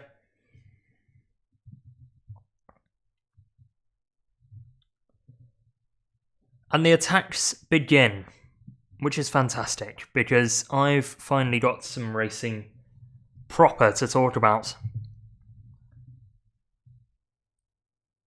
The first attacks are indeed going, and it's Uno X that are sending it to begin with.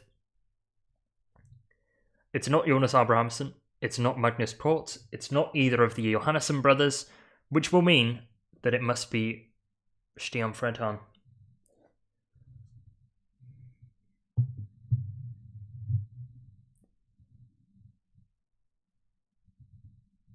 So Fredheim's away for Uno X.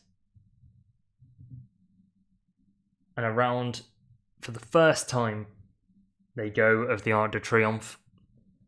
They complete that turn, and once they get out of it, they will have 12.5 kilometres until the intermediate sprint. The whole peloton still grouped together, apart from Stian Fredheim, who has gone for it from afar.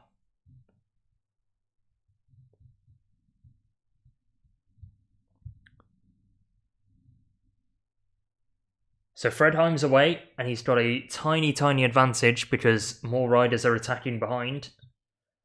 And with the attacks, will lead to a neutralization of Fredheim's move.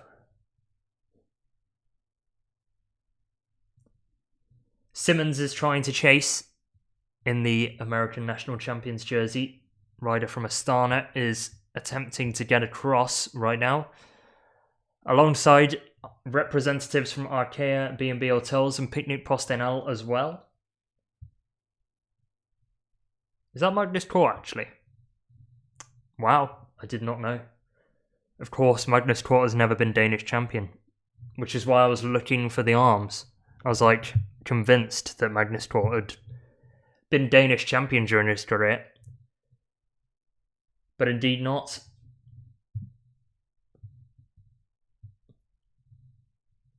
The camera motorbike, for some reason, there was watching Jared Drisner's instead of Jonathan Milan, who was a couple of wheels ahead. But looking behind himself is Julian Alaphilippe, who seems ready to launch an attack the former world champion on Tudor Pro Cycling. Roel van Sint-Maartensdijk sitting towards the back. He will be needed as a teammate for Biniam Girmay later on. As Mauro Schmid, perhaps recovering still from his injuries, sits at the rear as well, alongside Roel van Sint-Maartensdijk in the peloton. But attacks have been neutralised. Magnus Cort's first move was brief.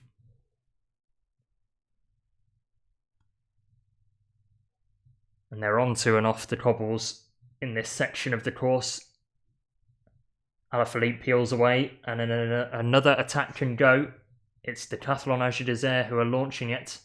Visma Lease Bike trying to mark this one off. Of course, they'll have Wout van Aert that they are going for, but it's Bruno Amirai that is heading away.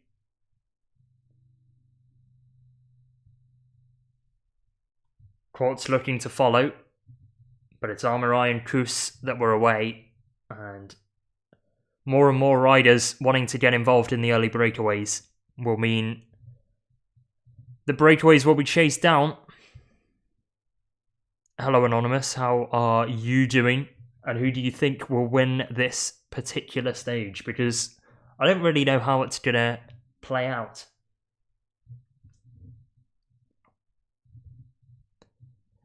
But Bruno Amirai has arguably been robbed, or one of the couple of riders you could argue has been robbed of the combativity award overall. That has gone to Ben Healy.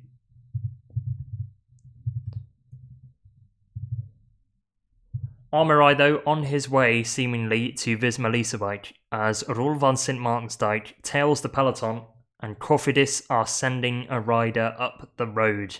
With 9 kilometres to go until the intermediate sprint and 65.3 to go until the end of the stage. It's not long now until the GC times get neutralised.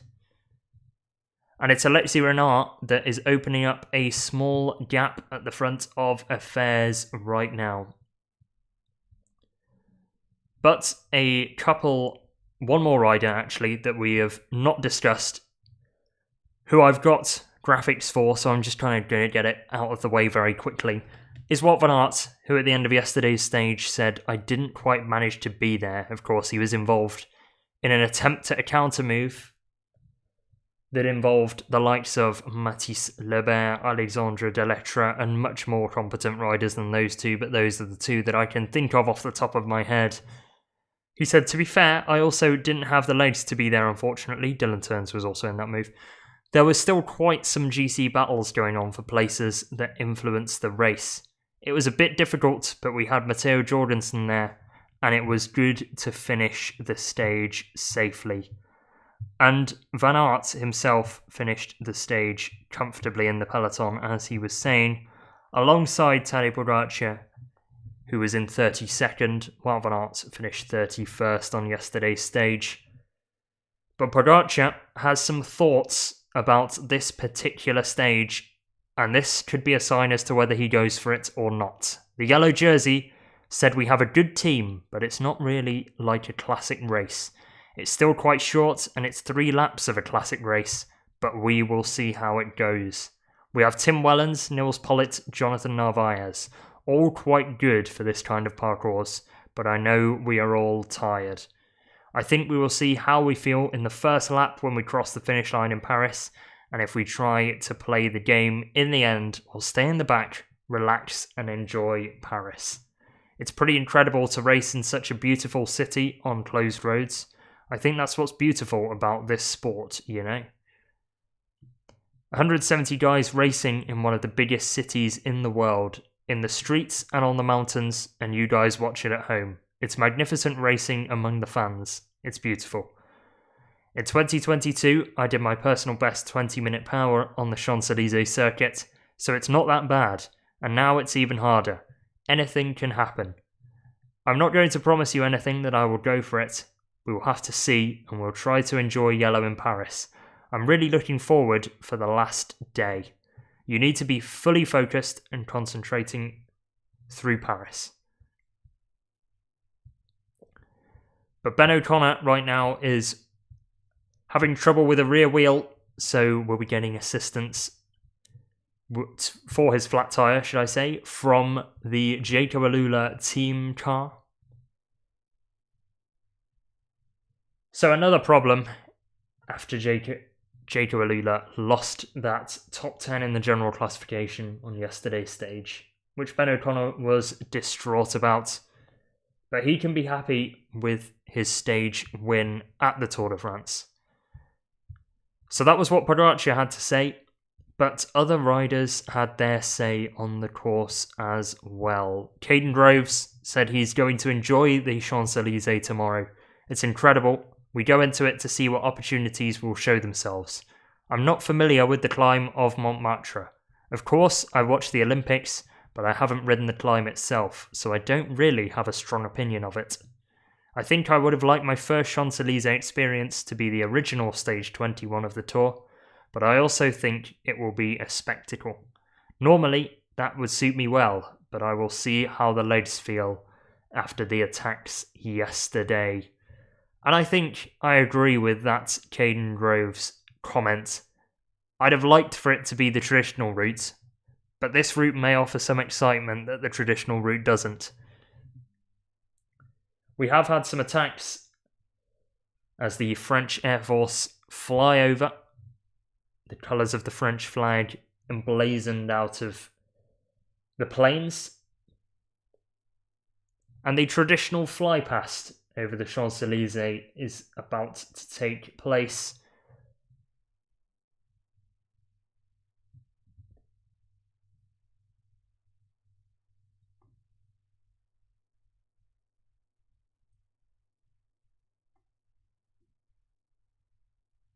Over the Arc de Triomphe, do the display team go?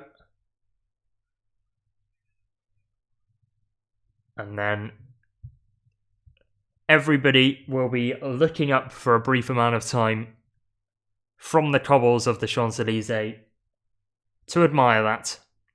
But what I'm admiring at the moment is the fact that we've got an attack up the road with 5 kilometres remaining until the intermediate sprint. It has just been reeled in, but Jonas Abrahamsson has given it a go alongside plenty of other riders who are useful on the flat. Marco Haller, Lawrence Pithy, Lewis Askey, Nielsen Paulus as well, Santiago Buitrago and Jonas Aguirre have got involved as climbers, but Jared Drizziners is very useful on flat roads. In the end though, it does not matter because they have all been reeled in. And is this a statement of intent that Lidl Trek want to go for the intermediate sprint? Is anybody else thinking about taking some points at the intermediate sprint underneath the third passage of the finish line? But off again goes Santiago Buitrago with a bit of a fuga de la fuga, an attack from the breakaway. As Michael Storer has some trouble, gets on the radio and has a problem with his bike. So Storer is going to get some assistance from the Tudor Pro Cycling team car. And Tudor, who have had a difficult tour. And a first tour that will be full of learnings. Like, don't celebrate when you're third on the road. I think that will be one of the biggest learnings that they will take from this Tour de France. Without a stage win, but I think you'd expect that from a newbie team. And with 2.5 kilometres to go until the intermediate sprint, we will start to see who the quick men are that want to show themselves in Paris. Wout van Aert will not be one of them, because he is at the back of the peloton alongside Mauro Schmid and the Cofidis rider. But a couple of riders are looking to fly away from the peloton before the intermediate sprint takes place in that particular group.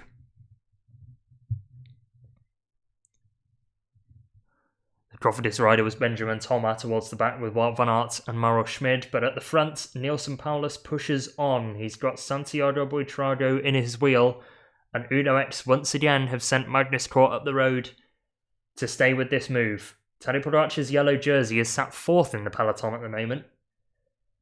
Not sure how much you can read into that piece of positioning, and it's Jonas Vingegaard that is pushing things on the front in the King of the Mountains jersey. He's sat in the wheel of a decathlon rider, but Vingegaard looks to be sacrificing himself approaching this intermediate sprint.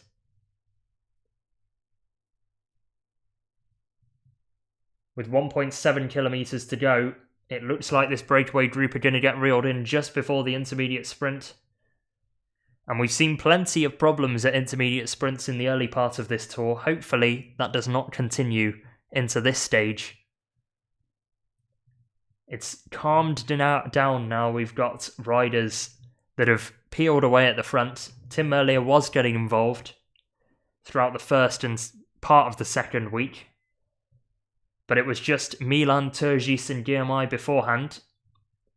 Right now though, none of these three are interested at the moment in taking the intermediate sprint. It looks like it might just go to the breakaway. Neilson Paulus is at the front of the race at the moment, but he has just been reeled in by Decathlon Age Desert. Jonas Vingegaard is sat second wheel. It would be hilarious if he goes for this. But right now at the front, the Decathlon Age Desert rider crosses the finish line, and he will take maximum 20 points across the intermediate sprint. Jonas Vingegaard actually finished third in that, ahead of behind Santiago Buitrago, I should say. But the effort is being continued at the front by Bruno Amirai, who perhaps is attacking out of spite that he didn't win the most combative rider of the Tour de France. The move, though, is being shut down by Jonathan Milan and a rider from Arkea B&B Hotels, but Milan is not content with things through the intermediate sprint, though, and it's Jonathan Milan against Jonas Abrahamsson, and it looked like neck and neck going across the intermediate sprint. Amirai took us over the finish line for the third time, but at the intermediate sprint, which is just after, a shake of hands between Abrahamsson and Jonathan Milan, as Cofidis used the opportunity to send a rider on a counter-attack.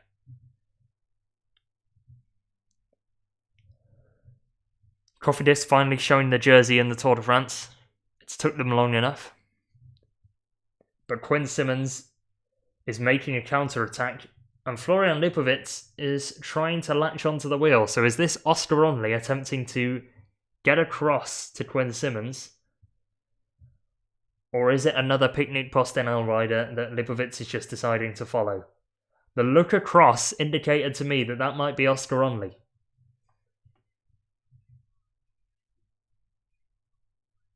Lipovic, though, flies past Oscar Onley and attacks to try and get to the wheel of the American national champion. So now you have Simmons and Lipovic at the front of the race, followed by an Onley-led second group on the road. But very entertaining little couple of attacks between the podium contenders. Arkea B&B Hotels are at the front of the peloton. They've missed both of these moves.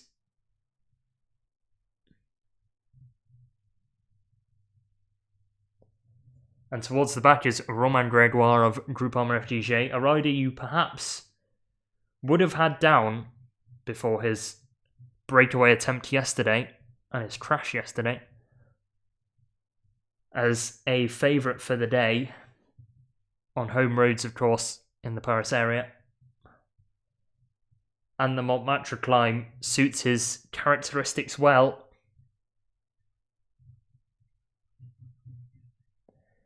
But it's Florian Lipovitz and Quinn Simmons away at the front of the race. They've got a 4-second gap on the peloton right now.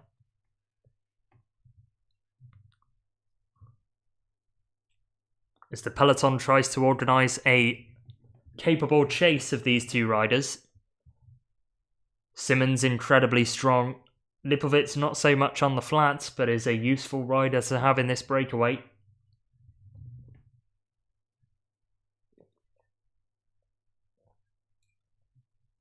Jonas Vingegaard will not bat an eyelid at this movement from the white jersey. He is certainly in a good position on GC compared to Florian Lipovitz. But a taster of the crowds on the Montmartre climb, and everybody is stacked on the side of the road, waiting to watch the race come through. Alexei Lutsenko is going to need some assistance from the Israel Premier Tech team car. He is out of the back and looking like he had a chain hanging off there. And a problem as well for Benjamin Thomas of Cofidis, who also looked like he had his chain off.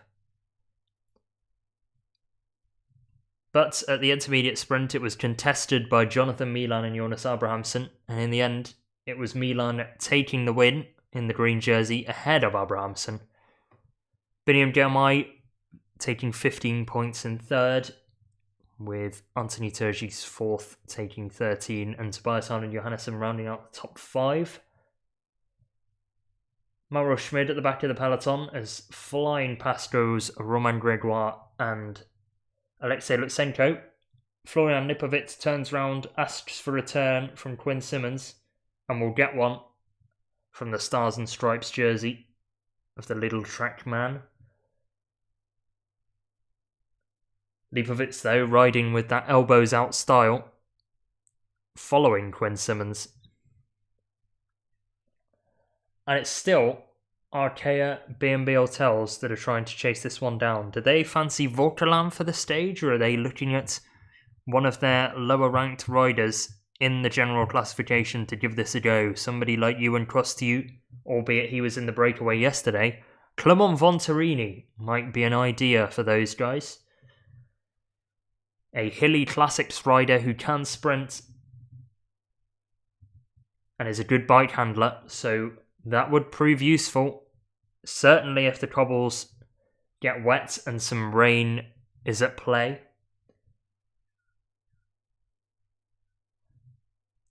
But Arkea B&B, one of the teams that are without a stage win at this Tour de France, one of the many teams that are without a stage win.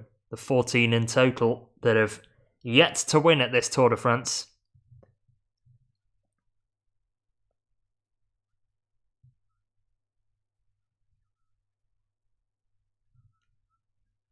Visma Lease Bike and UAE Team Emirates poking a couple of teammates in between this Arkea B&B Hotels train.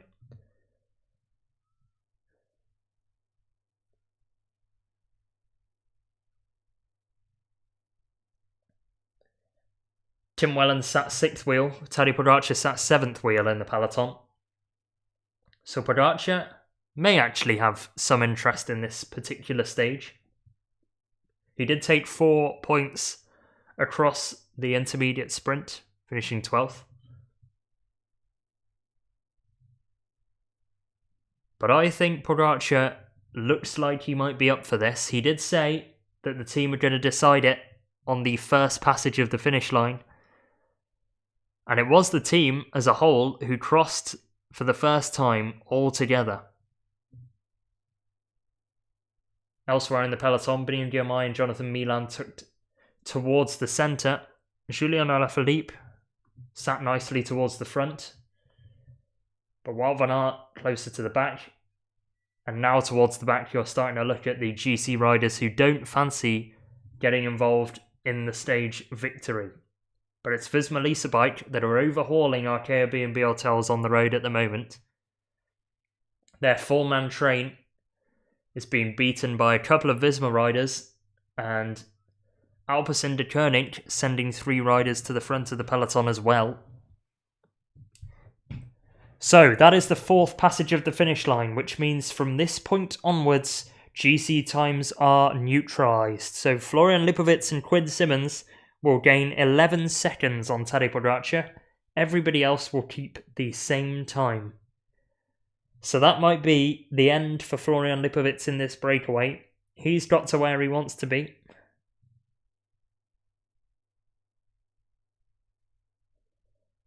So officially now, Tadej Pogacar is the winner of the Tour de France, and you can certifiably say that, even though there are just under 50 kilometres of the stage remaining. 10 seconds is the gap separating the peloton to a 2-rider leading group of Quinn Simmons and Florian Lipovitz. So because of the weather conditions and the threat of rain scuppering the race and putting the GC contenders at excessive risk, the times have been taken from this point onwards. So Lipovitz and Simmons gained about 11 seconds, 10 to 11 seconds in the general classification, but that is it for general classification racing now. And it's time for the stage winner hopefuls to send themselves forward. Will Tadej Pogacar be part of that? Who knows? But a couple of riders who may or may not be looking at the stage win are Caden Groves and Jonas Vingegaard. We'll start with Groves, who once again said normally it's something that would suit me well, but I'll see how the ladies feel. On the other hand, Jonas Vingegaard mentioned that luckily for me, I have 7 minutes on the next guy, who is Florian Lipovitz, so I think I'll be sitting in the last part of the bunch, just taking it easy. I don't need to take any risks, so I'm not really going full here. Maybe I will be sightseeing on this stage. So Jonas Vingegaard immediately setting his stall out to say that he is not going to get involved in any drama, in any hijinks at the front of the race. Elsewhere, Jordan Gilliatt has been reflecting on his tour, finishing in the top 10. Now we can confirm that, now that we have gone over the finish line for the 4th time.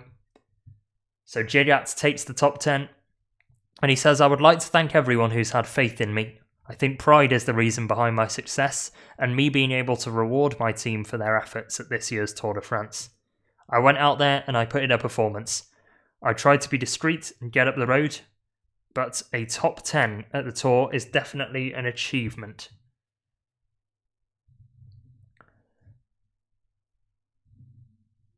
And Red Bull Bora Hansgrohe have just lost Florian Lipovitz from the breakaway because of a mechanical problem. But another rider who is perhaps looking at one of his teammates to do something on this particular stage, Gilliatt might be looking at Anthony Turgis, the sprint hopeful for Total Energy now that Emilien Jonier has gone. Tim Wellens is looking towards Tadej Pogacar, but before that, he said, "It's an honour for me to be considered. I hope that I can win the most aggressive rider." Spoiler alert, he didn't. Ben Healy won. "For me and for the team, the tour was super successful though, so we don't complain. It was a great tour. Hopefully we win in Paris with a certain yellow jersey wearer called Tadej Pogacar." So although Pogacar's talking down his own chances at this particular stage, Tim Wellens thinks that Pogacar could give it a try. Another view from the peloton, though, will come from the Director Sportif of Picnic Postenel, who have already attempted to send Oscar Onley into a breakaway. Have been trumped by Florian Lipovitz, though. Matt Winston, who said, "I'm very happy with 4th overall with Oscar Onley, and I think we've done a really good Tour de France. There is another day to go, though, and I think it may be a reduced bunch sprint." And if it is a reduced bunch sprint, who will be there? Will it be Biniam Girmay? Will it be the green jersey wearer of Jonathan Milan? Will it be Tim Merlier, who is shifting himself forwards in the peloton? Or will somebody else bring a surprise from the peloton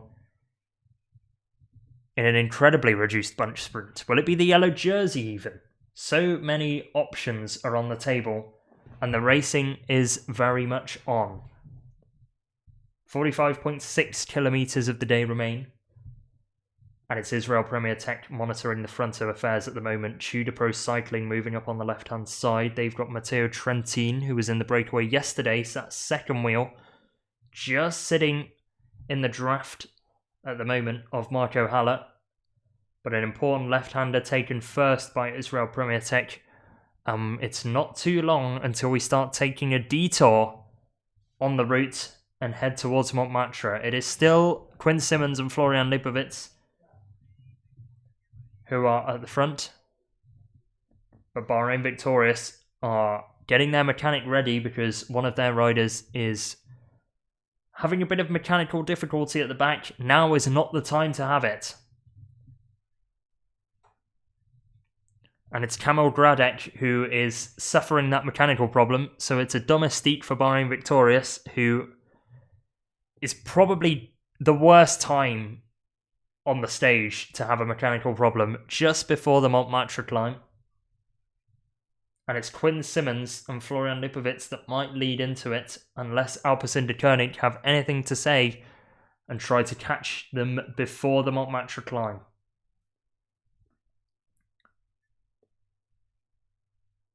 So Gradek is heading off the back, and now, instead of turning left, the peloton will turn right and head towards the Côte de la Butte Montmartre for the first time. It's the first time we're going to see this peloton take the route, and instantly the road narrows.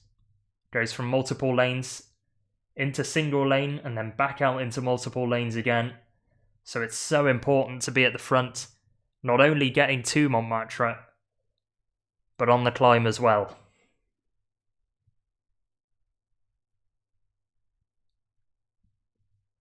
And this is uncharted territory now for the Tour de France.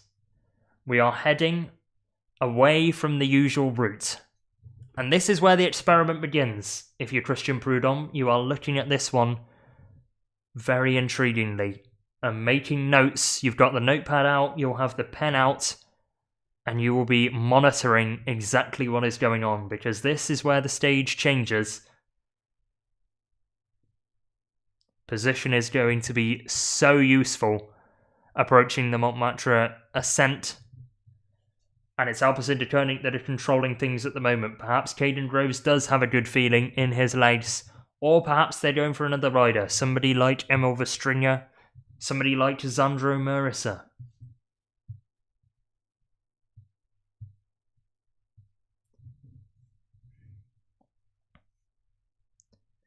But they've got multiple riders that they can set this up with. Gianni Vermeersch is an outsider's pick for the day, and a rider who can perform in the classics, as he's proven this season. The 32-year-old Belgian, who finished second on GP de Denain, just behind Matthew Brennan, who outsprinted Vermeersch and was 7th in Strade Bianche as well. So he's having a very good season in the classics.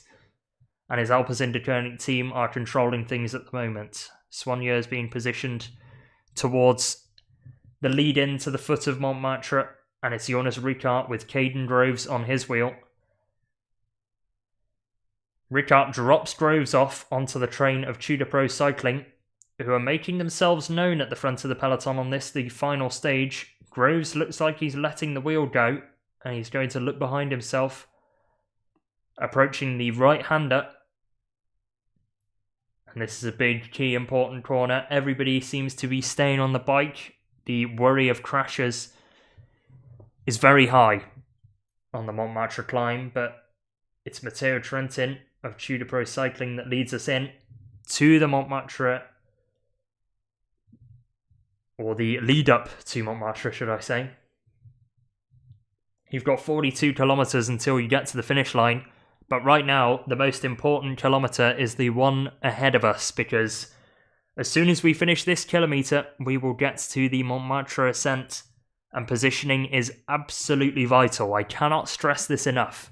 how important positioning is at the front of this race. Now we are getting to the Montmartre climb. Tudor Pro Cycling have 4 riders towards the front that are attempting to position their leader in the right place, and it is Matteo Trentin who's at the back of that train. It's going to be Lienhard and Haller who are attempting to bring Alaphilippe to the foot of Montmartre. Will it be Alaphilippe or will it be Trentin? You'd think it would be Alaphilippe based on Matteo Trentin's expedition into the breakaway yesterday. And riders are swinging all over the road. Visma Lease bike, masters of positioning into key corners. But that's usually for the GC hopes of Jonas Vingegaard. Moving up on the right-hand side as well in the yellow jersey is Tadej Pogacar. That's the first we've seen of him in the lead up to the Montmartre ascent. Visma Lease bike, though, have 3 riders heading towards this Montmartre ascent. And this is like the Champs-Élysées itself because the road narrows from this point onwards. Biniam Girmay is positioned well.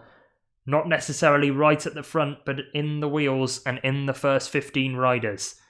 Tudor Pro Cycling on the front as you get to a tight, twisty portion of the course approaching Montmartre. And the climb will now begin shortly. All the fans positioned on the side of the road. It is absolutely chocker. You will not be able to move. And Montmartre begins. 1.1 kilometres, 5.9% average. And right now it's Tudor Pro Cycling that enter the climb in first. It's the slightly wide portion of the Montmartre climb to begin with, and then it narrows in. But right at the back, a rider who is not going to be involved is Ewan Costute, part of the breakaway yesterday. And now it will get incredibly serious in the battle for the stage win. Alaphilippe waits and waits and waits for Marco Haller to give him the sign, and Alaphilippe launches the first attack on the Montmartre climb. Julian Alaphilippe is away. He's got a Lotto Destiny rider in his wheel, but it's Alaphilippe that is launching things at the moment. Arnaud Delis is the rider that's followed. Delis is not a rider you want to bring to the finish line. Admittedly, there's 40 kilometres until we get there, but Julian Alaphilippe has made his hit out at glory early. It is a massive attack, and it has caused a large gap in the peloton that Tadej Pogacar is trying to close down. Immediately, you've got a race on your hands here on the Montmartre climb. Pogacar, with Wout van Aert sat second wheel. The big names are heading towards the front on the Montmartre. Instantly, though, so many riders are out of this race, just by being poorly positioned. It is Tadej Pogacar sat third wheel, Wout van Aert in fourth, and Arnaud Delis is going to get himself a teammate as things stand, because Lotto have got another rider in this leading group. Pogacar flies past Alaphilippe and Arnaud Delis, and they're going to have to really try to stay on the wheel of the Slovenian in the yellow jersey, who is asserting his authority on the first descent of Montmartre.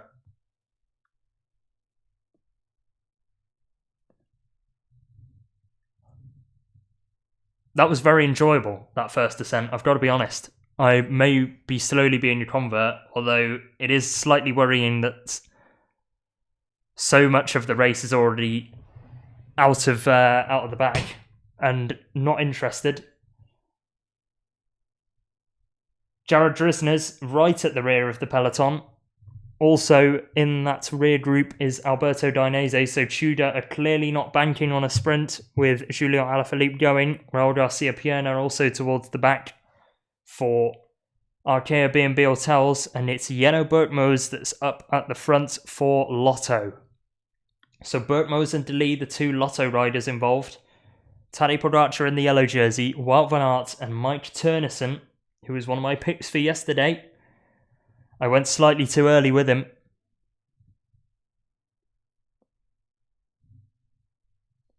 But Pogacar is pressing on, should I say, at the front of this race. Delis fighting to stay onto the rear wheel of the leading group. Julian Alaphilippe looking over his shoulder. Very tetchy for Alaphilippe, who made the first move and is very excitable. But the crowds are packed out on Montmartre Climb.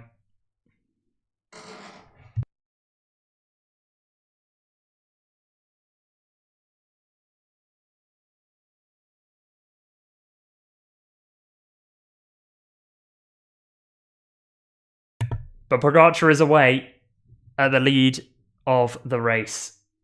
Wout van Aert in second wheel.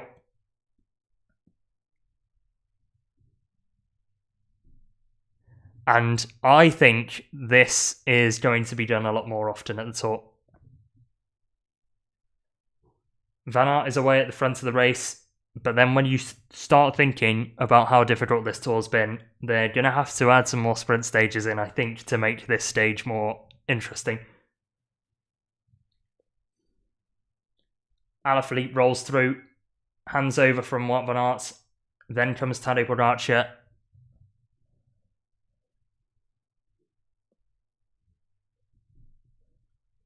But it's Alaphilippe, followed by Dali in the replay images. Those two were the first to kick it off. Then Tadej Pogacar goes.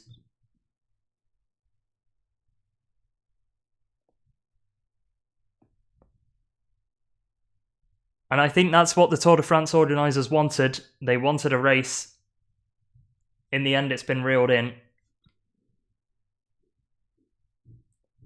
But what a first descent. And it is Davide Ballerini, who showed his form on yesterday's stage, who is going for his own little attack here. A counter move launched by Ballerini, who had a good stage yesterday, winning the sprint from the peloton. Missed the key breakaway that went all the way. But Ballerini showing that he can put down serious wattage. And Ballerini wants this group to work, quite obviously. Victor Campenaerts is sat third wheel. Matej Mohoric there as well. So Mohoric, Ballerini, Campenaerts, Pogacar, Van Aert is your top 5 on the road. Everybody's together though. And they will soon get back onto the route. The original route, should I say. But that was thrilling. And I'm a convert. Or slowly becoming a convert. I still worry for if it tips down. But off go Decathlon Age Desert in search of another move. And I think more of these moves will just constantly be chased down. Visma Lease Bike now have 2 riders in there, in Van Aert and Campenaerts. So Campenaerts will be shutting down a lot of these moves.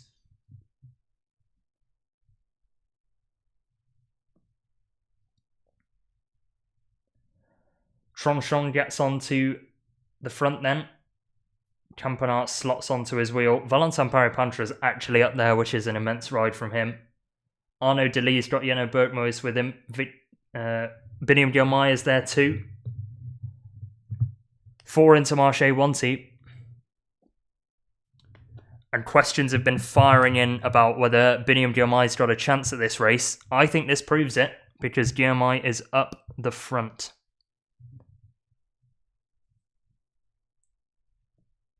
And you've got to be at the front in these important times, because BD can sprint, and you don't really want to take Girmay to the line. If you're Wout van Aert, maybe you could try and beat him in a 1v1, but Girmay is not a rider that you want to be taking to the finish, because he has a very good chance of winning. And he's showing that he's in good form, so I think this could be a Girmay type stage. The clouds are getting greyer though, and the sky is getting darker compared to the first time they went onto this route. And I think there will be a lot of shock from viewers watching.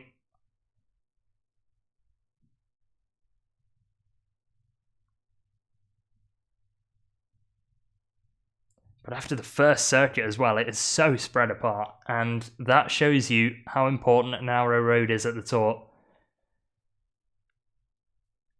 And all of a sudden now, I think it's going to be this first group that takes part in the stage win. And it is a leading group at the moment that is just Bastien Tranchant. But already, you've now got 20 riders that have a shot at the stage win. And teams are trying to bring across a second group that includes the likes of Florian Lipovitz, but it might already be too little too late. 2 laps remain as the umbrellas are going up and the rain begins to fall. It's going to get dangerous soon, and it's going to be about bike handling more and more as the cobbles get wetter and wetter.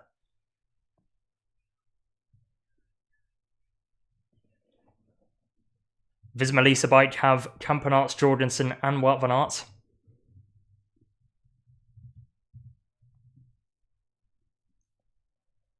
But it looks really drizzly out in Paris right now.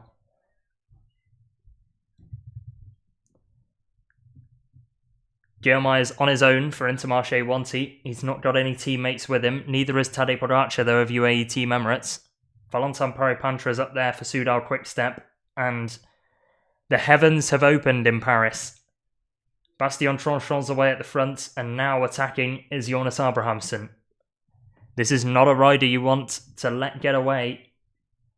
And the rider that knows this at the moment is one from Arkea B&B Hotels, who is instantly shutting down the move from the big Norwegian. So Abrahamsen attempting a move off the front.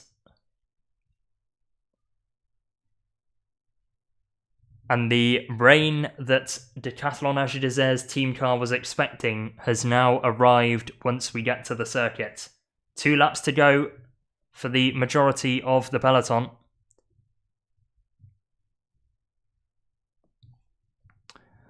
Who have I got to win the stage is a good question. And at the moment, it looks like it's going to be somebody from this first group in particular. And, I mean, I'm looking through the names that I've got at the moment.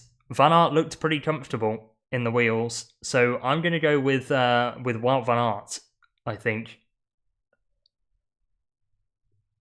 And I think it's going to be him versus Biniam Girmay if it goes to a sprint.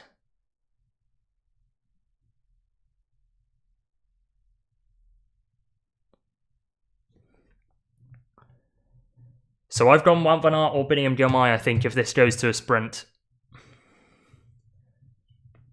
But it's getting more and more soaked, the surface of the road. And all of a sudden, this race, once again, gets thrown into the unknown.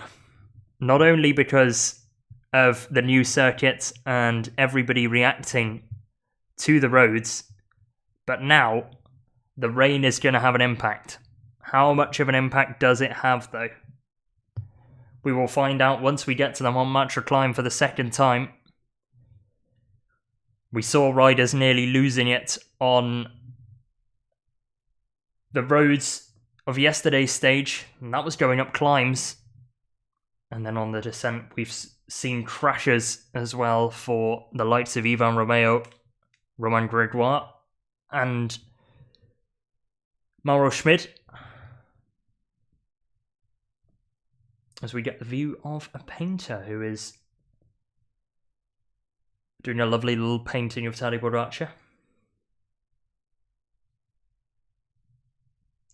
But right now, they're about to cross the line once again. And that will signal 30 kilometers to go in the stage. And you have a group that are away at the front that consists of 28 riders. And the riders that are in this group are Tadej Pogacar of UAE Team Emirates, Kevin Vortelat of Arkea B&B Hotels, Matteo Jorgensen is there with Victor Campenaerts and Wout van Aert of Visma Lease Bike. Aurélien Paris-Pantra is one of multiple decathlon riders who are in this group. Bastien Tranchant is with him. Valentin Paris-Pantra is on his own for Soudal Quick-Step, does not have a teammate in this group, as does Nielsen Paulus of EF Education EasyPost and Axel Laurence of Ineos Grenadiers. Alaphilippe is there for Tudor Pro Cycling, who has launched an attack off the front now. Matej Mohoric is following with Matteo Jorgensen sat third wheel. And more riders are getting a little bit tetchy because they know that if this goes to a sprint, the likelihood is it'll be between 3 riders.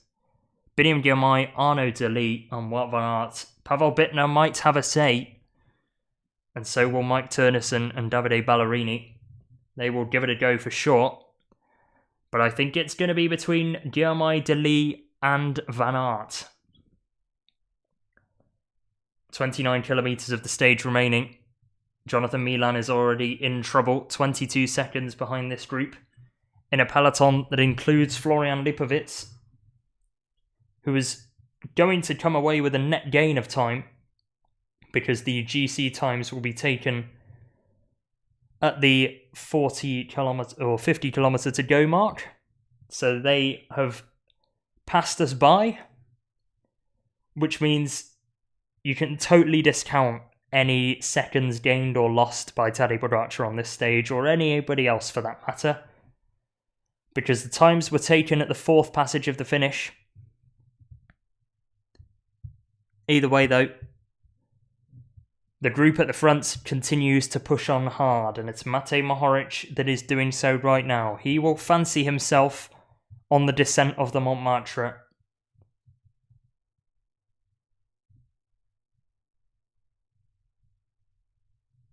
And I can assure you right now that the winner of this stage will be one of the leading 28 on the road right now. And the rider at the back of that 28 is Neilson Paulus. We will go right again, going off the routes for a second time for the second passage of Montmartre. But this is far from the procession that I thought it was going to be, at least amongst the GC lot on Montmartre. But with the wet roads and the narrow turns, how will the leading groups go through this?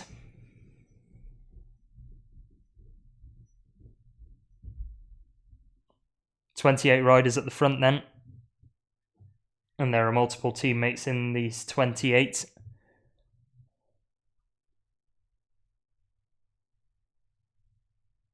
But anybody in this group could go and win this, whether they attack from afar or whether they take it to the line and go for a sprint. Left-hand bend though, everybody trying to stay on their bikes. And I think the only way that this stage will not be considered anymore is if it descends into sheer chaos beyond compare. Mohoric turns left and starts to open up a gap to the Picnic Post-NL rider who is not able to get to the wheel. Picnic, incidentally, have both of their quick men up this road in this group of Lund Andersen and Pavel Bittner. Meanwhile, right at the back is Jonas Abrahamsen. And everything is being strung out right now. The clouds are especially grey and the rain is tipping down on the course, which is going to mean a lot more worries for the peloton. Mohoric, though, head down, ready to attack this one. He's been taking risks around the corners, almost ending up in the barrier on a couple of occasions, but using every possible centimetre of road that he's got to gain an advantage. And Mohoric with that bike handling skill, I'm sure that will come into play on these wet roads. Victor Campenaerts though controlling things at the moment. Matteo Jorgensen grabs a bottle from the side of the road. And I think all of these soigneurs will be surprised at the lack of a group that there is at the front of the race already after the first climb. But Victor Campenaerts has got his head down and is on a mission for Wout van Aert to take a stage win. Visma Lease bike, who have got one at this tour on stage 10, courtesy of Simon Yates, but that's the only one that they've got. so far at this Tour de France. The right turn they will take now. And the second ascent of Montmartre will begin very shortly. First rider through that left turn is once again from Decathlon Age Desert, who have sent more riders to the front. And Felix Gall has let his teammates have an opportunity to go for the stage by the looks of things, because they've got both Paris-Pantra and Bastion-Tronchon up the road. Okay, BNB Hotels looking to just shut this one down with Kevin Vauquelin. Meanwhile, at the back of this group, Jonas Abrahamsen, Biniam Girmay and Matteo Jorgensen are the three riders towards the rear.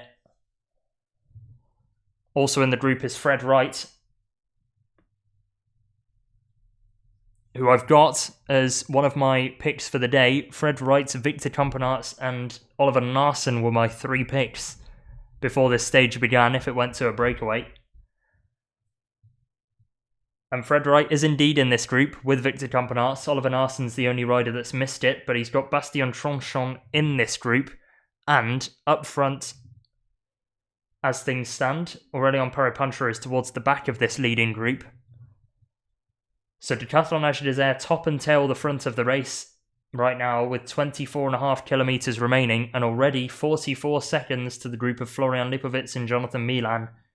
We're already figuring out who is the best of the best at this race.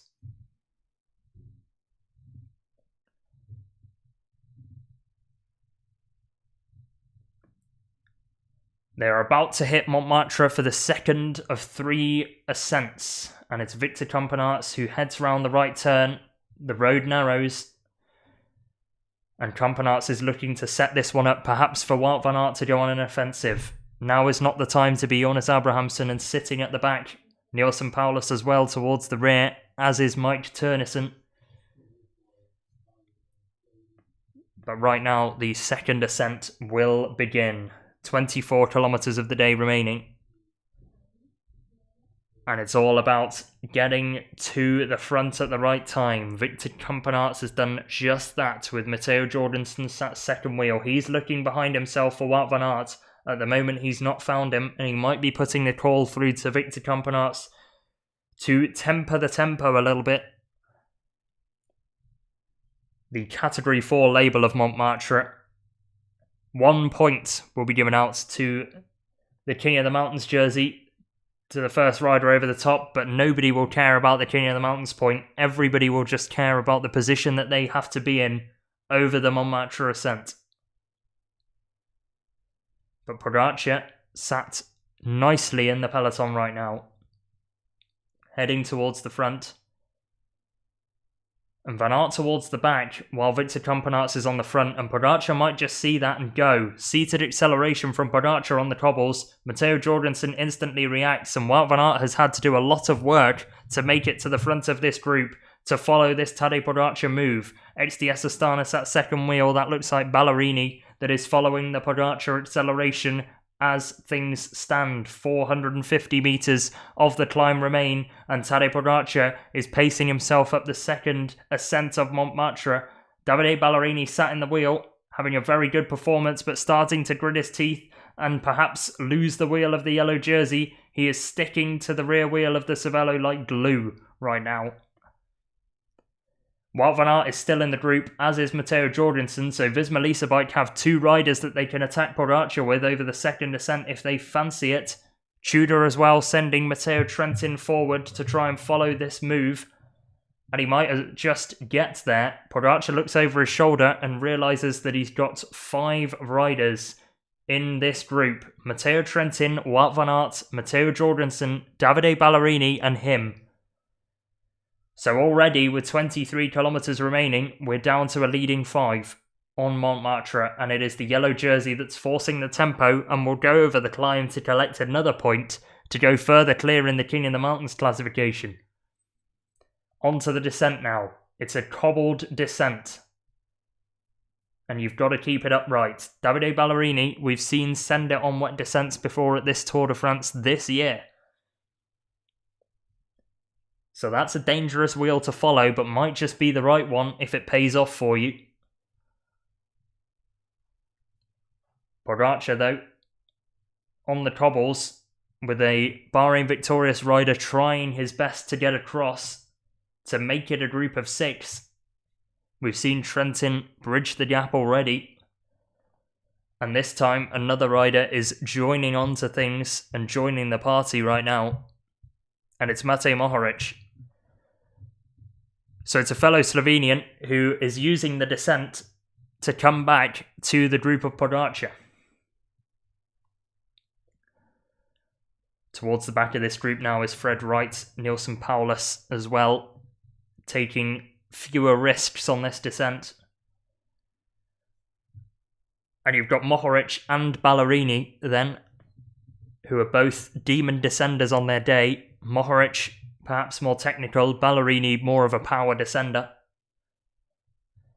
But Pogacar pressing the power on now.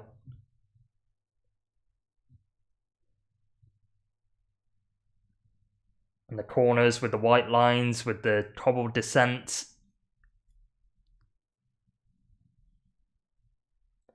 It worries me, but at the moment, everybody's getting away with it. The gap is staying as it is, and so is the kilometres remaining. So I think, there we go. It finally flicks into action with 21.3 to go. And Tadej Pogacar in the lead of this race in the yellow jersey. Davide Ballerini is making a move on the left-hand side. Increases the tempo. It might be a seated acceleration from Ballerini to try and cause some chaos.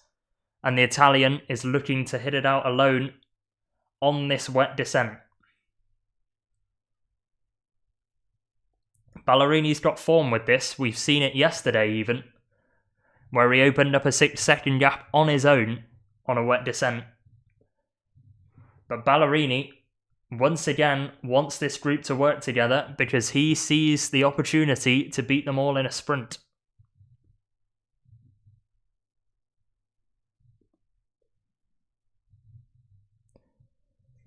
Pogacar sat towards the back, letting the wheel of Davide Ballerini go, which might be filled by Matteo Jorgensen. He's done a lot of work at the front right now. But it's like a World Championships with the calibre of riders that you've got at the front of this race. Pogacar, Van Aert, Mohoric, Trentin, Ballerini at the front, with 10 seconds to the second peloton on the road. With, you'd think, Lotto and Picnic Postinel trying to chase it down.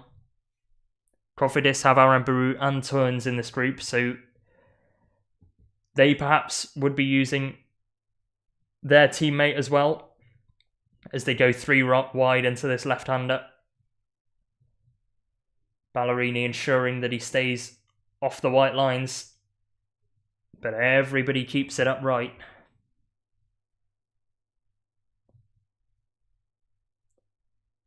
Pogacar again leads the way then. Ballerini sat second wheel. 19.4 kilometres remaining. And we are approaching the 5th and penultimate passage of the finish line, because the next time that they will go over the finish line after this, it will be the winner being decided of this stage. And I think for a lot of the GC competitors, they will be glad that the times are taken on the 4th passage of the finish line, because they are happy with the GC staying as it is, I think, and not risking life and limb to stay with Tadej Pogacar, who, as it would have stood, would be increasing his gap in the GC. But for now, just as a reminder of the result, it stays Pogacar in first, Jonas Vingegaard second, just under 5 minutes down. Florian Lipovic at just over 11 minutes will take the final podium place, with Oscar Onley in 4th. Lipovic actually might have moved within 11 minutes, given that he gained about 10 seconds on the road.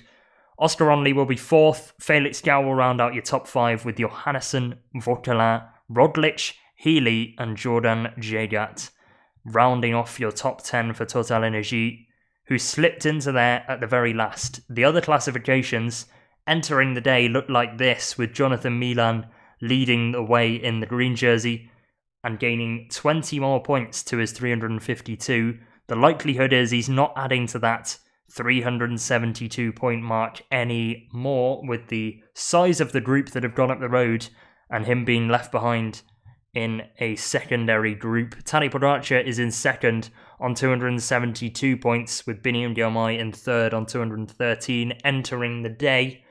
Pogacar is your King of the Mountains winner, with Jonas Vingegaard in second, 13 points behind Pogacar. Lenny Martinez is in third, 20 points behind the Slovenian, who has gained another point by going over Montmartre in first position on the second passage of the climb.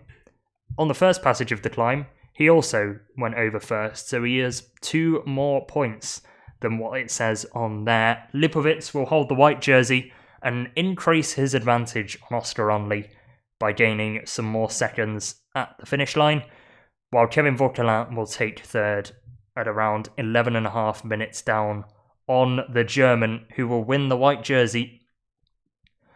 But right now, Pogacar is pressing on in the lead of this race. The yellow jersey has caused the splits after the initial acceleration from Arnaud Delis and Julian Alaphilippe. Both of those are sat in the second group and the first chase group at the moment on the road.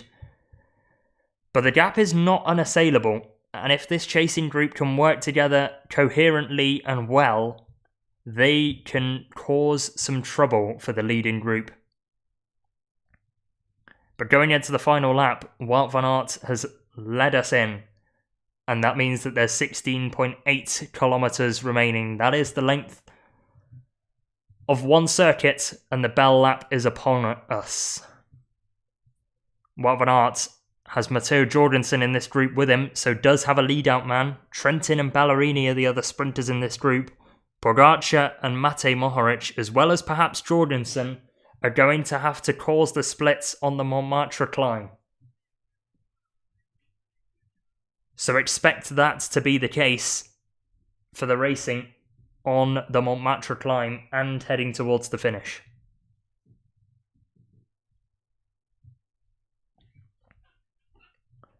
Approaching 15 kilometres now to go, past the sprint point, which has already been and gone a while ago. It was Jonas Abrahamsen and Jonathan Milan competing for that sprint point, but just poking the nose in there was Biniam Diomaye in third. Matteo Jorgensen as well was up there. Perhaps a statement of intent from both him and Pogacar being in the top 15 that they wanted to get into this leading group, and indeed they have done just that.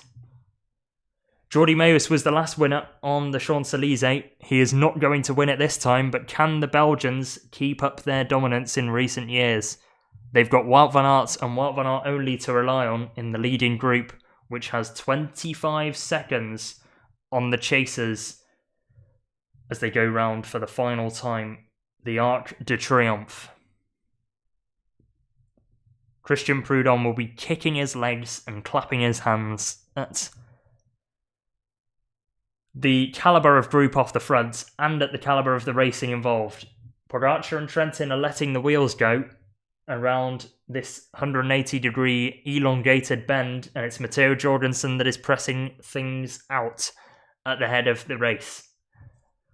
Wout van Aert is giving him the orders on the radio, you'd think, and Jorgensen, after such a struggle of a final week, is showing his class on the final stage.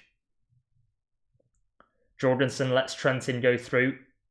Tadej Pogacar is trying to finesse, let the wheel go.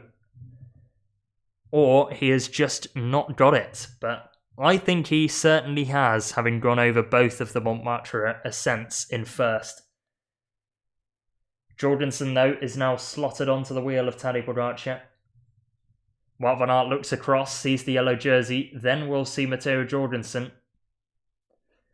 And that is his teammate, and that is his lieutenant, and the rider that is going to try to guide him over the Montmartre climb.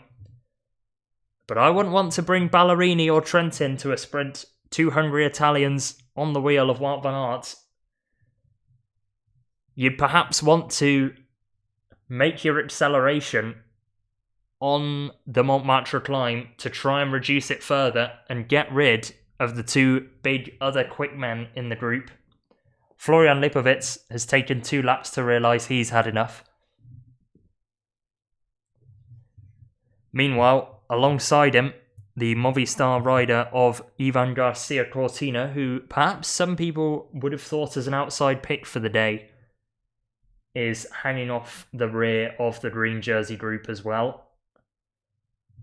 So Lipovic is well out of it, as is the green jersey, and I think as is the second group, because Alpecin-Deceuninck's Caden Groves is trying his hardest to get this group to work together and pull through. It's like stage 20 all over again, with complete dysfunction. In the end, it's Jenno Berkmoes that decides he's going to take it up himself.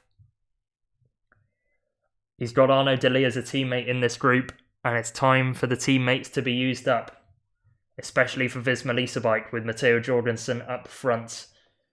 A couple of riders have missed turns in this group. Trentin, Van Aert and Pogacar towards the back, who had a brief slip there on the white lines of the bus lane, being signalled. But it is very wet and very slippy, you'd think.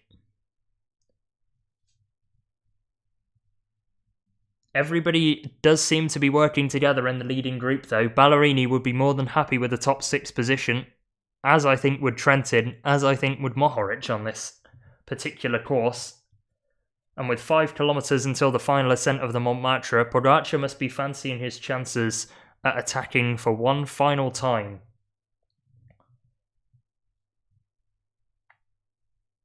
Milan-San Remo was the one that got away for him earlier on in the season. This perhaps could be one of his only chances, Tadej Pogacar, to win on the Champs-Élysées. But if he's going to do it, he's going to have to do it solo, I think, or bring Matej Mohoric to the line with him. I don't think Jorgensen will be brought to the line, however. He is doing the majority of the turns at the front of the race.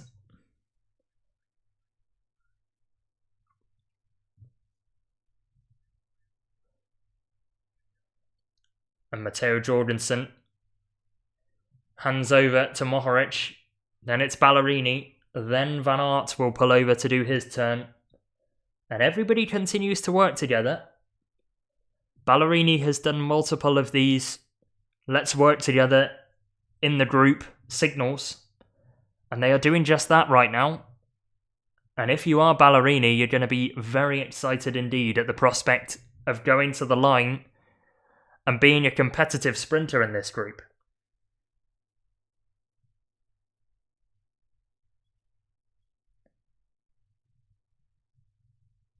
Going past one of the stores where Nils Pollitt famously went to have a poo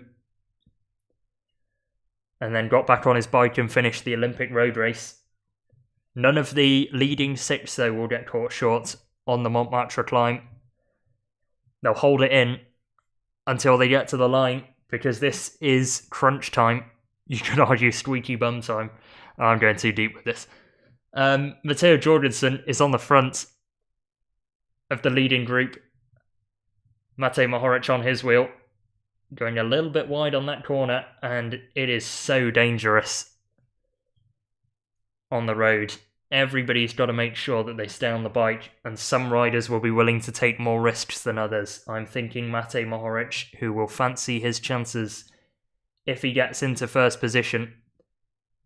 Pro Cycling Stats is pretty much matching where I'm viewing the race right now, so if you want to sync up, then feel free to pause the stream and rewind or fast forward to this particular point if you want to listen to my commentary over your feed.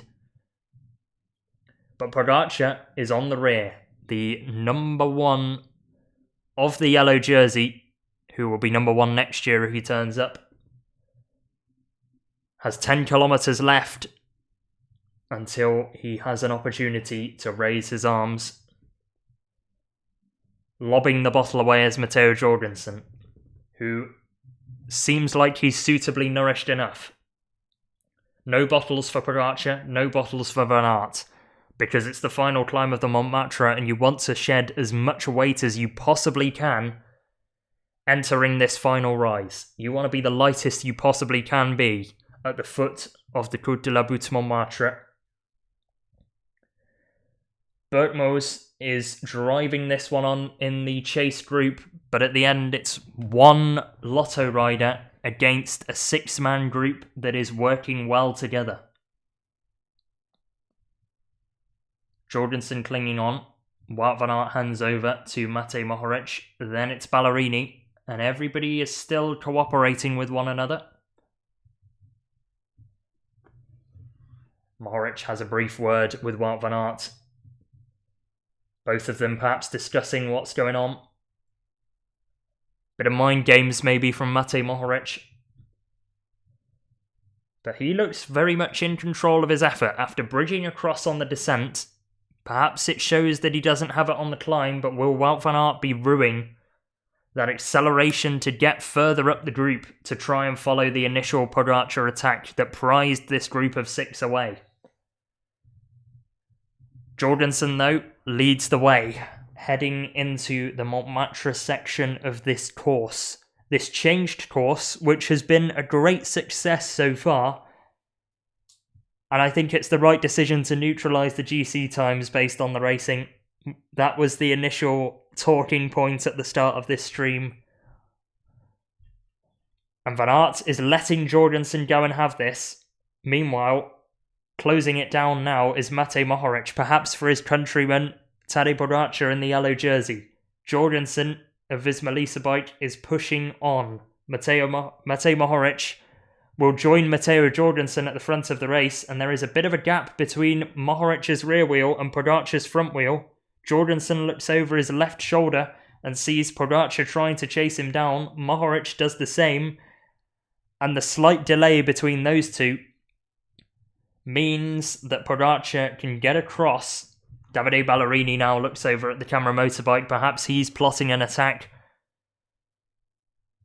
And now's the time to look at each other. With 8 kilometers to go and 45 seconds to a chase group before you get to Montmartre, you might as well play some games. And I think they've got enough in the back tank to play those mind games. And back to the group of 6 go. Matteo Jorgensen then tries another acceleration. Matteo Trentin sits in the wheel of Jorgensen. It's the 2 Matteos that are lighting things up now. It was Matteo and Mate, now it's Matteo and Matteo. But Jorgensen rounds the right-hander. Trentin looks over his shoulder and has used his experience to take a few relays less than the likes of Jorgensen and Pogacar at the front of this race. Will it prove worthwhile if he can raise his arms on the Champs-Élysées? Final ascent of the Montmartre begins then. We are onto the cobbles, and it's the yellow jersey that once again leads affairs. Left-hander, and then the road will steepen drastically. Pogacar, with that seated acceleration that he's been learning how to utilise this whole season, and he is utilising it to great effect now. Wout van Aert is on his wheel. And how much of the group will be able to cling on? Will it still be the 6 riders that began this climb? Or will Pogacar look to thin things? Wout van Aert sat second wheel, and with 800 metres to go, he's just got to cling on to the yellow jersey and make sure that he's got enough in the tank for a sprint. Pogacar is away.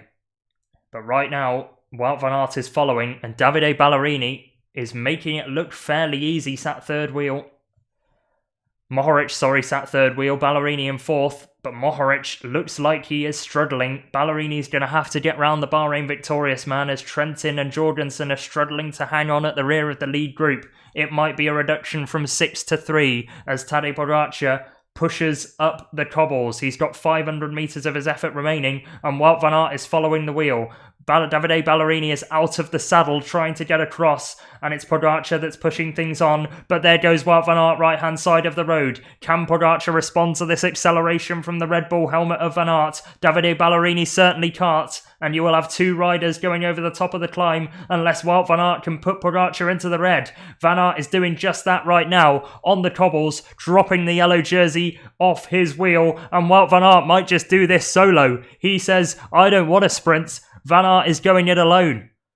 Over the top of Montmartre climb, he will go in 200 metres time, but the percentage does not let up until now. It shortens slightly, but it remains at 7%. 100 metres to go until he reaches the top of the climb. He will take one King of the Mountains point, but he has burnt the yellow jersey off his wheel.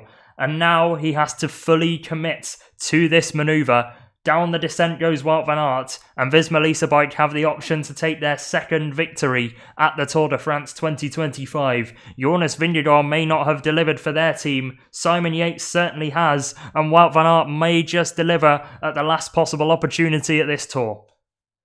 5.8 kilometres to go, and Van Aert has clear daylight between him and Tadej Pogacar, who might concede defeat anytime soon, because Van Aert's gap is opening to the yellow jersey, and you'd expect him to be quicker on the flat roads to the line. Over Montmartre they go, and the idea that you don't know who's going to win until you get onto the final part of the stage and the final 200 metres might just be quashed by Wout van Aert, who could just take this victory solo. Down the descent goes Van Aert, but he has to commit now. He's in the Caden Groves situation where he can no longer trust his sprint. He's going to have to just empty himself and make sure he gets to the line alone, because if he does get caught, he might just be jumped on the line by the likes of Davide Ballerini and Matteo Trentin, who will have saved up some of their sprint by sitting in the wheels of the likes of Mohoric and Jorgensen, but it looks like that group are out of sight and out of mind of Wout van Aert. It's only the yellow jersey that can really do anything now, and it looks futile for Tadej Pogacar, who is 10 seconds behind Wout van Aert, and the Belgian has 4.5 kilometres to go until he takes what would be a historic stage win.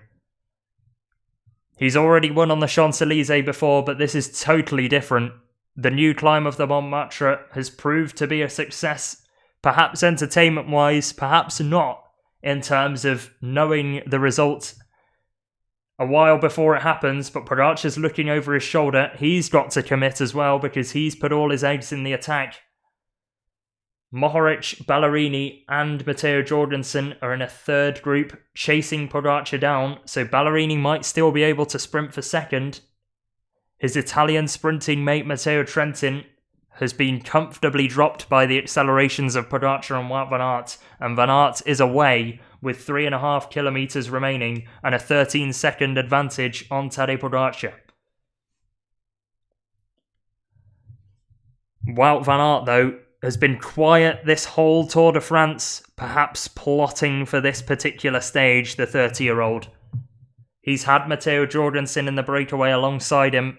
Visma Bike have played a perfect race. He's finished second on stage 8 behind Jonathan Milan, comfortably beaten in the sprint there, and perhaps he didn't trust his sprinters all today because he wanted to do this solo, and he's got 3 kilometres of his effort remaining. One look behind for Wout van Aert and an assessment of the situation, and that situation right now is that he's got 3 kilometres remaining and just has to stay upright. Through the wet roads, though, this is a harder task than I am making it out to be. Van Aert making sure that he's safely round the corners. And on the wet, cobbled roads, the Belgian on Visma Bike is going to double their account at this Tour de France. But Pogacar, struggling to get the power down around the left-hander, loses the wheel ever so slightly of Davide Ballerini, who you'd think would be the favourite from this group now of 4. But Van Aert looks to have this stage locked and loaded.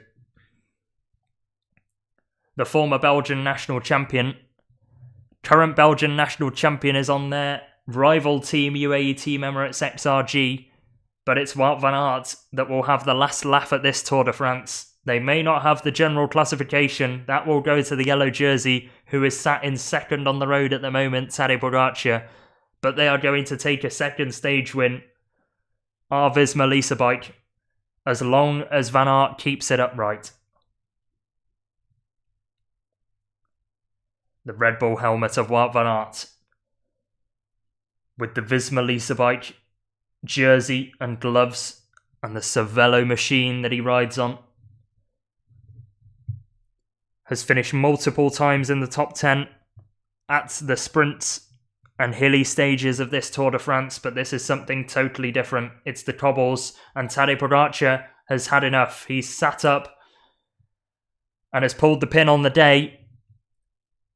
A resignation from Tadej Pogacar, but a late charge from Wout van Aert, who has 1 kilometre of the stage remaining. Underneath the Flamme Rouge goes Wout van Aert for what is going to be a massive victory for himself and for Visma Lease bike, who have had such a frustrating Tour de France. They've thrown everything that they possibly could at Tadej Pogacar in the general classification, and it didn't pay off. They've thrown everything they possibly could at Tadej Pogacar on this stage, and it looks to have came up Millhouse for them. Wout van Aert rounds the final corner and has 1 straight left until he gets to the line. What a massive ride it's been for Wout van Aert, and he's starting to realise what he's just done. Looks across at the motorbike camera, and this is a huge win for Wout van Aert. Tour de France stage wins are something that he has for breakfast. He's taken 9 of them across his career. This 10th stage win will probably taste the sweetest, because Wout van Aert has 150 metres remaining. Onto the radio he goes. Matteo Jorgensen trying to sprint behind, but he's got time to sit up, drink it in, which you don't normally do on the Champs-Élysées circuit.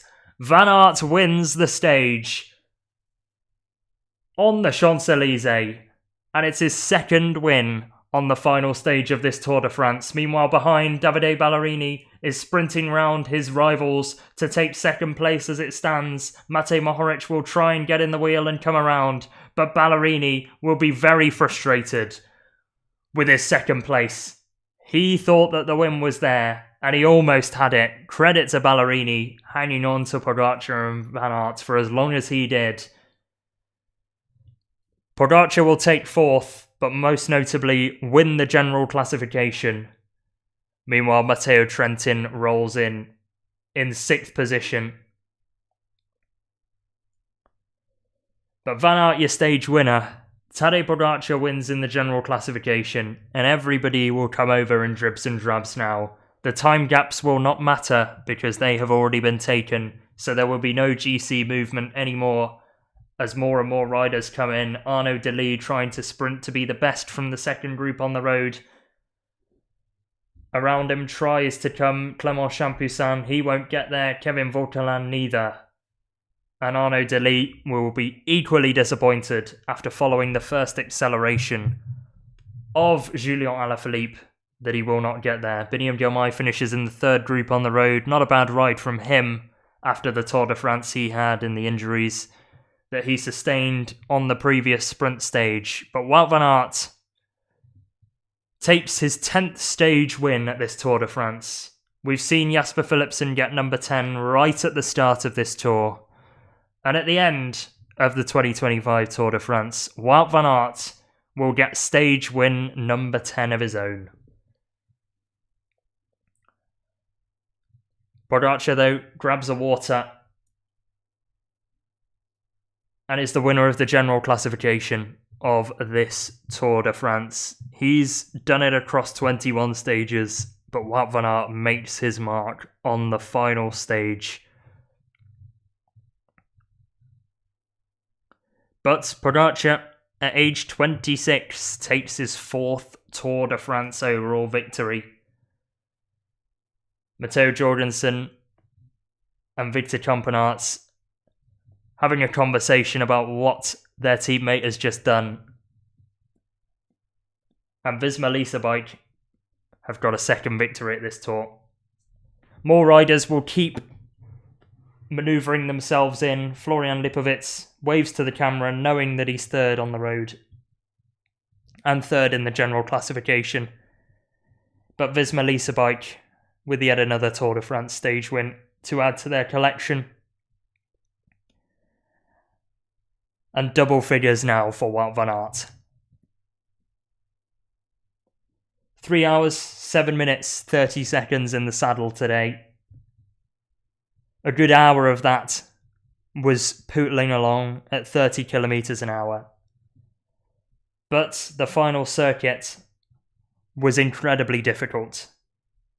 Not only with the weather, but with the wattage that was put down as well. And Pogacar was one of the main riders involved in making the race as hard as it was. Classic Pogacar move, and a classic stage of this Tour de France, and one that will live long in the memory, I think.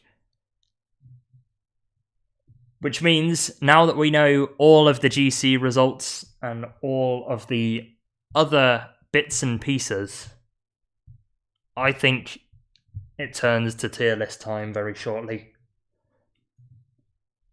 The podium presentations will begin much later, as Tom Schroens and Chris Nylands, the two Latvians, celebrate finishing the Tour de France together.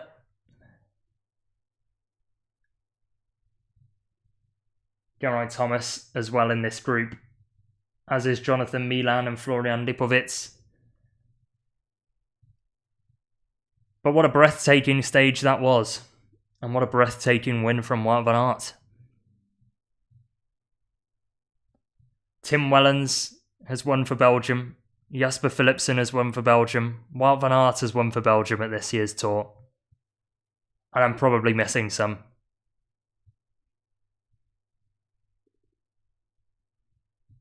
Jake Stewart and Guillaume Boivin look like they're going to ride this one in.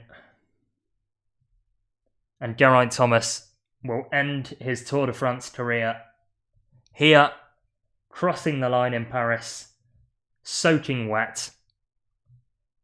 And I'm convinced he will find that that is the conditions that are typical of his last Tour de France stage. Pogacar, though, with Ursula Ziegart, wins the Tour de France for the fourth time in his career and has racked up 21 stage wins across those 4 years.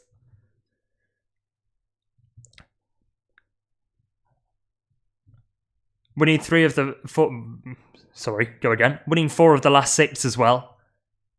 Jonas Vingegaard winning in 2022 and 23, but Pogacar taking 2020 and 2021, as well as 2024 and 2025. Right. I am going to disappear for like 2 seconds and then come back with the tier list. Right. Let us begin. Because, I've not actually got this one ready yet. But there we are.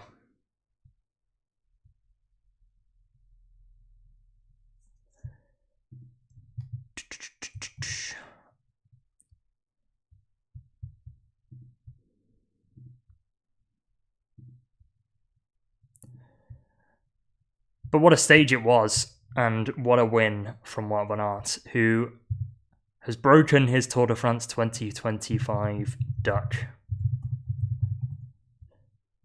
Let's get the teams up then.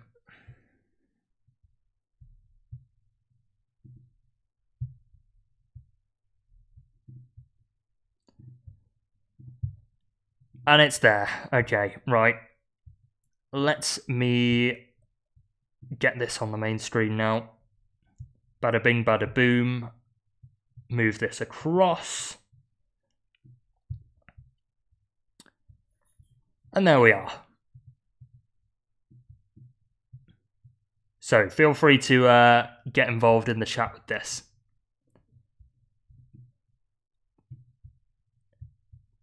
But let's tier rank all of the teams that have been at this year's tour. And we start off with Alpecin-Deceuninck, who, I mean, they've taken 3 stage wins with 3 separate riders. They've not been anywhere on the general classification. They've not been expected to be anywhere on the general classification. And I think they'd have been hoping that Jasper Philipsen could have stayed around to have a crack at the green jersey. But 3 stage wins is more than good enough from that team. Instantly, this is looking like an A-tier performance from Alpecin-Deceuninck. Could it go to S? I'll see, but it's certainly a high A-tier performance. Arkea B&B Hotels. They have done a good job getting Kevin Vauquelin into 7th place on the general classification. Arnaud Démare did not deliver as well as I hoped he would. You know, Unk still didn't have it, unfortunately. So in the sprints, they've struggled. In the breakaways, they've not really managed to get any big results either. You've not had the Vauquelin stage win of last year, but you have had Vauquelin try and transform into a general classification rider. So for me, Arkea B&B Hotels are like low A, high B. I'm going to go B for now. I'm going to see where everybody goes. Bahrain Victorious. They've been very quiet at this Tour de France, thinking about it. They've got nobody in the top 10, of course. Phil Bauhaus has been there or thereabouts in the sprints, but he's not been winning at all. His best performance was, of course, 3rd on stage 3. Lenny Martinez, of course, had that time in the King of the Mountains jersey. But I think with the team that they've brought, to not have a stage win, with a team that includes the likes of Fred Wright, Matej Mohoric and Phil Bauhaus and Buitrago, it's looking like a C-tier performance from Bahrain Victorious for me. Cofidis, D for don't bother going again. They have shown absolutely nothing at this Tour de France, and I'd argue it's karma for not freeing Damien Touze up. I don't even know what their best result has been at this tour, and that is saying something. They've not even been in the breakaways, so it's a shocking tour from Cofidis, and I don't think any team is going to beat them. To the bottom of this list. Decathlon Age d'Isère. They've got Felix Gall in the top 5. That would have been exactly what they were wanting at the start of this race. They haven't got any stage wins, but Bruno Amirai showed off the jersey very well in the breakaways. They've not been involved in any of the sprints, of course, because they've not really had a sprinter of note. Considering Stefan Bissegger was out on day 1, it's not been a bad tour at all from them. I'm going to go low B tier for Decathlon Age d'Isère. I think they have had a very average tour compared to expectations. They might have expected better from the likes of Tranchant in the classic stages, but I think the team has pulled through okay. EF Education Easy Post. Hard to rate because they've obviously not had a GC rider. Richard Carapaz was initially their plan, but he has moved on after an illness, and I think, if anything, them not taking Richard Carapaz was a blessing in disguise, because Ben Healy has turned into a serious rider. 1st on stage 6, 3rd on stage 10, 2nd on stage 16, and wore the yellow jersey for 2 days of the race. You can't really ask for any more from Ben Healy. Elsewhere, there have been some riders that have underperformed in my eyes. Healy as well, 9th on the general classification in the end. 28 minutes down on Tadej Pogacar. But you've had multiple performances from this team, mainly from Ben Healy though, so I'm going to go low A tier I think for EF. I expected better from Paulus. I expected a little better from the likes of Asgreen and Albanese as well, who actually has been involved in a couple of sprints, but Marijn van den Berg especially did not get himself involved at all and had to abandon the race midway through. So that's A tier for them.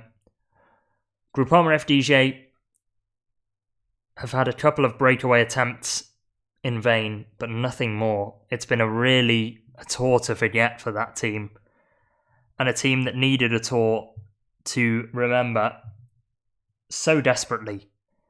Guillaume Martin was their GC hopeful. In the end, he finishes 16th overall and is disappointed.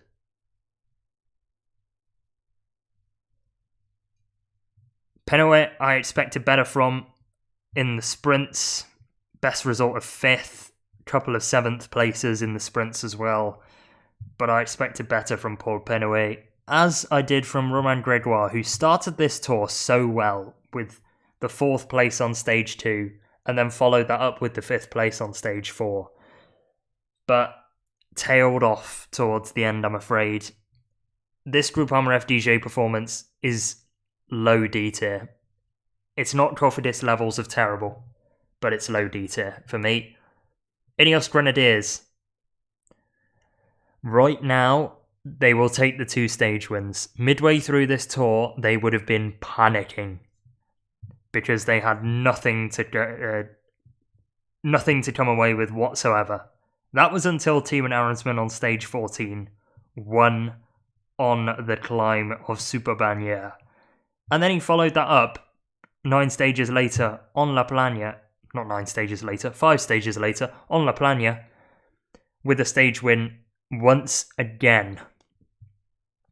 Also a 2nd place for Timo Ahrensman on stage 10, but it's basically just him that has performed on that team. Admittedly, Carlos Rodriguez was in and around the GC top 10 when he abandoned on stage 18. Filippo Ganna, of course, was involved in that first day crash, which you can't really bargain for. But for me, Timo Ahrensman recovers this Ineos Tour de France, I think, to a high B tier.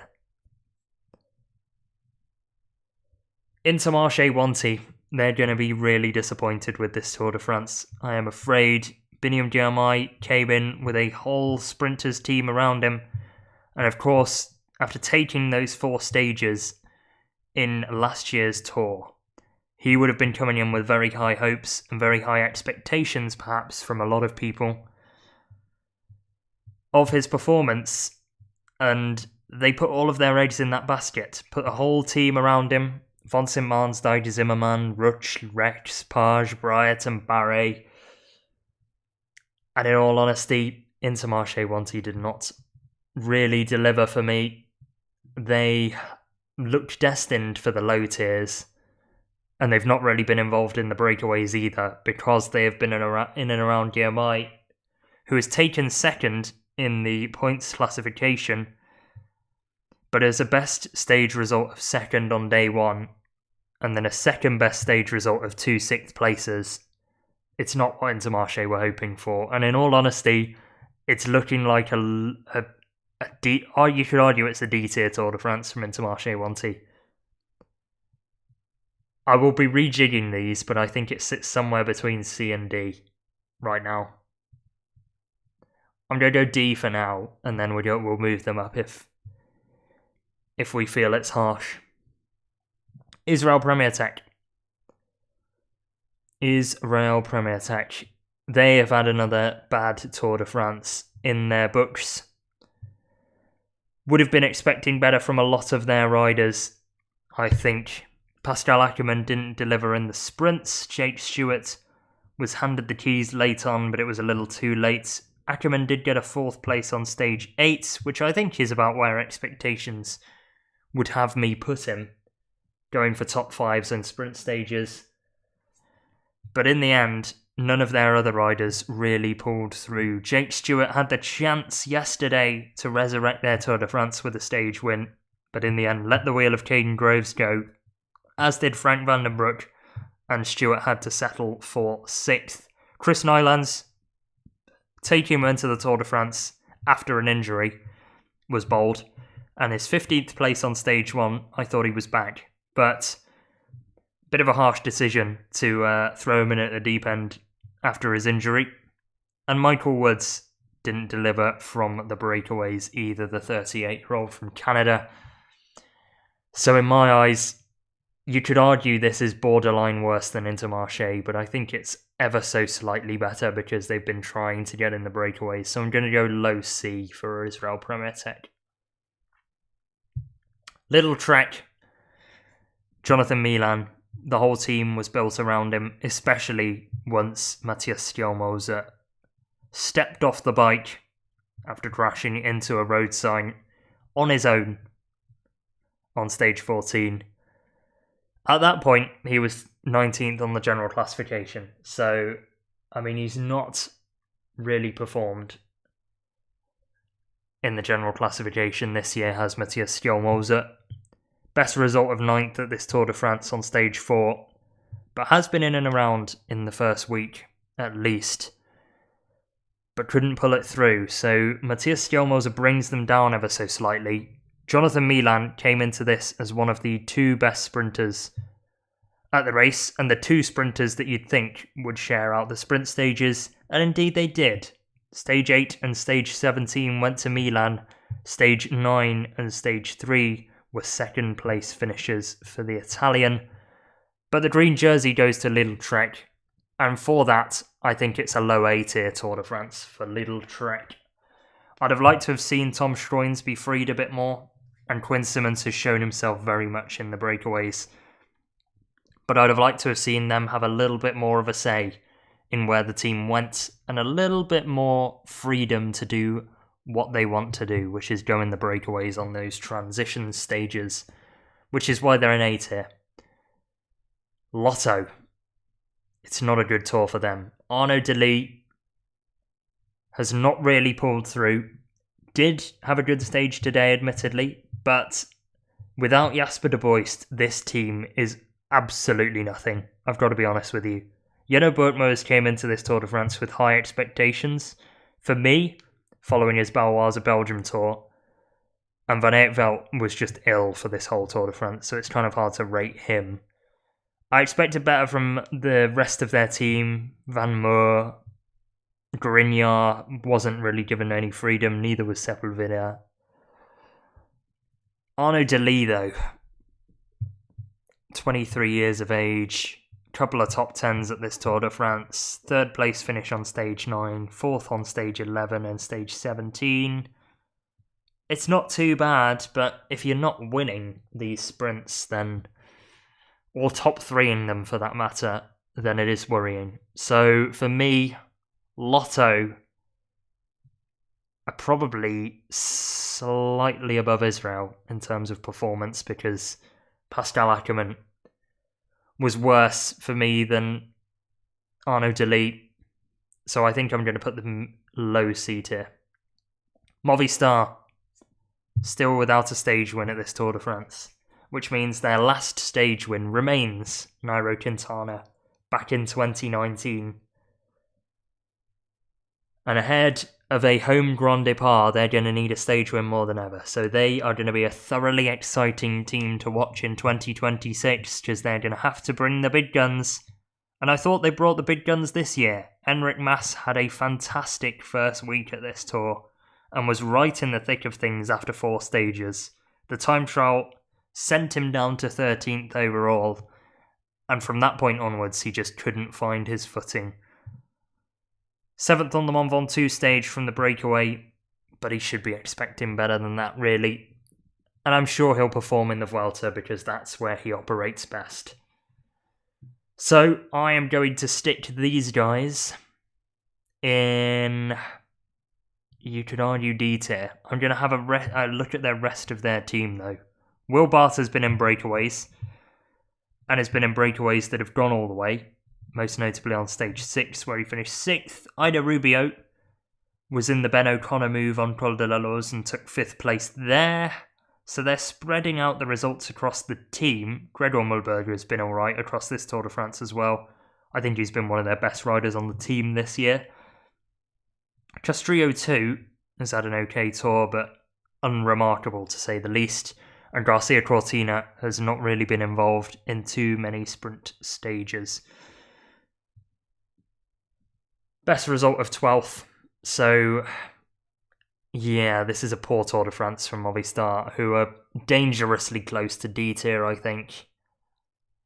Enric Massa's first week might just save them, but I think they're going to go below Intermarché even. They've at least tried, which is fair. Red Bull Bora Hansgrohe. Florian Lipovic third in the general classification. Primoz Roglic did not perform as well as his German teammate, ending up 8th overall, and did have a couple of opportunities in a couple of breakaways.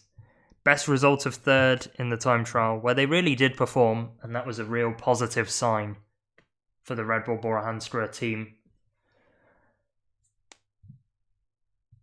But in the they took such a good flat squad, and you didn't really see them perform on the flat roads.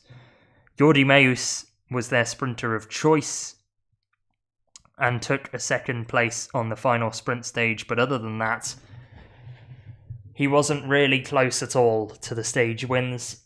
So for me, this has been an okay tour for Red Bull Bora, but going winless probably puts them at an average point, I think, at this tour.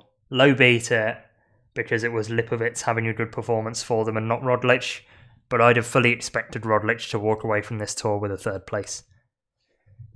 And a rider who was in 3rd place until his Tour de France was cut short, wearing the white jersey at the time, was Remco Evenepoel, who looked fairly on it and rose even to 2nd place after the time trial, and for a few stages at this tour was beating Jonas Vingegaard in the general classification, but it tailed off for him, and whenever the road went uphill, he started to struggle. So Remco Evenepoel takes a stage win, and another rider that took a stage win was Valentin Parry-Pantra at this Tour de France, and Tim Merlier as well adds up the stage wins for Soudal Quickstep. He takes 2.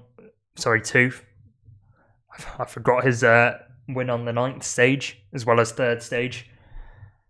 So Merlier takes 2, Valentin Parry-Pantra takes a stage win, and Remco Evenepoel takes a stage win. They've not been up there in the GC, but 4 stage wins cannot be sniffed at for Soudal Quickstep, especially across 3 different riders, and such a massive win on the Ventoux.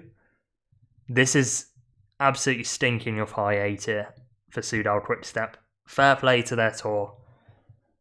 But they've got to keep Remco and stop him from going to this team here. Jaco Alula. Ben O'Connor might have just saved their Tour de France realistically, because Dylan Groenewegen has not been there in the sprints for me. Groenewegen, though, looking through his results, has not even finished in the top 10 of a single stage at this Tour de France, which is a worrying sign for their sprinter. Ben O'Connor, though, on stage 18 to Col de la Loze, saves their Tour de France, despite being involved in an incident at the start of this tour. Mauro Schmid as well came close on the stage where he was pipped by Jonas Abrahamsson. That was stage 11 of the race.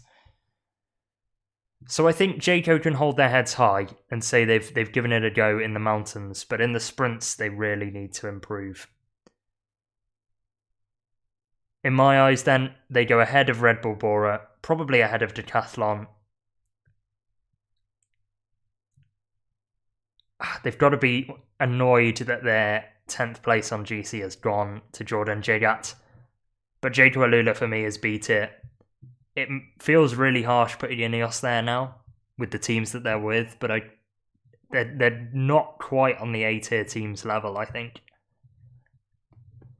Picnic Postenel, chuffed to bits, is what they'll be with their Tour de France, with Oscar Onley's result. The Brit, the 22-year-old, possibly looking like a real talent for the future and a podium finisher at this tour to come. Do I think he will win the Tour de France in future? Absolutely not. but I would like to see it happen because he is a lovely fella. Didn't take any stage wins, but proved to follow some attacks from Tadej Pogacar, and that is exactly what you want to see. Lund Andersen and Bittner did a good job in the sprints. Lund Andersen took a top 3 on stage 17, that final chaotic sprint stage in the end. Pavel Bittner was their sprinter of choice to begin this Tour de France and had a best result of 4th on stage 9, and was also 5th in the sprint that Tim Merlier won on stage 3. So for me, this Picnic Postinel Tour, although going without a stage win, is probably about the level of Jaco Alula's. Across the board, they've performed well, and they deserve a high B tier.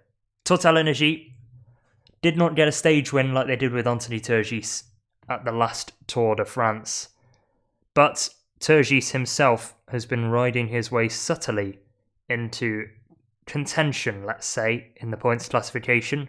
Not necessarily in the head of the points classification, but just picking up minor points here and there, making sure that his total gradually racks up, and in the end he finishes 5th in that particular classification.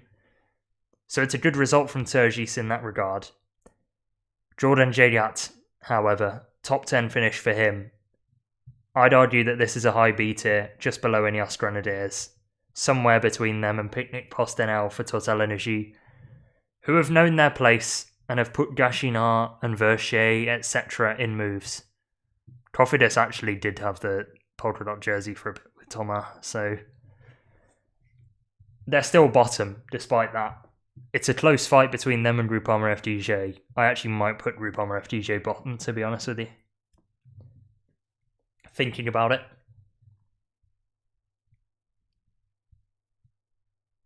So Cofidis, I'm putting ahead of Groupama FDJ purely because of the Benjamin Thomas King of the Mountains jersey and the hilarious moment where him and Versailles stacked it on day 1. Visma Lease Bike have recovered their tour with that second stage win for Wout van Aert, but would have been expecting better from Jonas Vingegaard, you'd expect. In the general classification, in the end, nobody has come close to Tadej Pogacar, and they've given it everything they've got. So I think this is a very average performance from Visma Lab. And I think tactically they've not played anything too drastically wrong. They've given it their all, and in the end they've just been beaten by the better bike rider overall. So taking home 2 stage wins is enough of a consolation prize, I think, to have them sort of in this middle tier. I'm just going to throw them next to Arkea. Choux de Pro Cycling. First Tour de France. No big result for them. Julian Alaphilippe thought he had a big result when he crossed the line in 3rd. He didn't know that, raising his arms.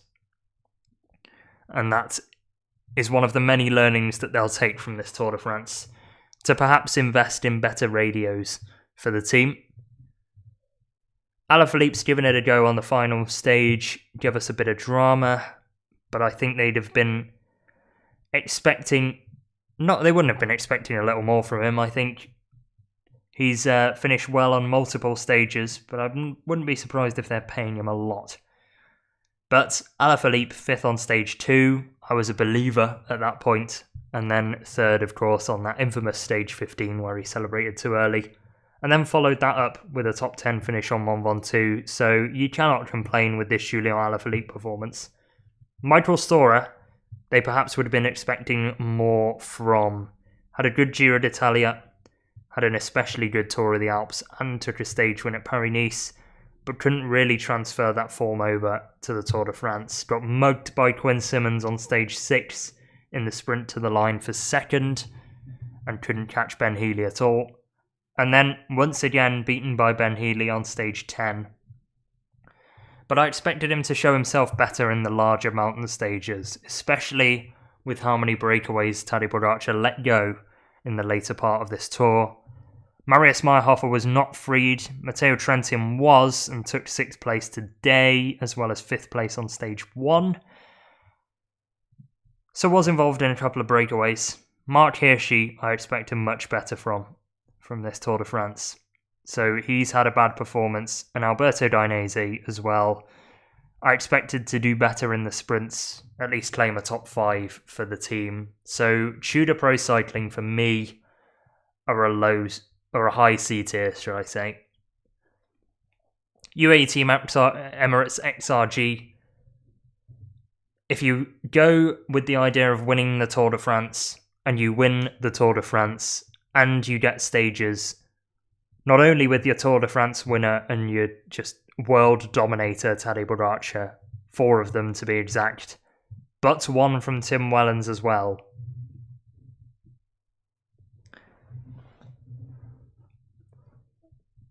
At the end of the day, if you win the Tour de France, you win the Tour de France.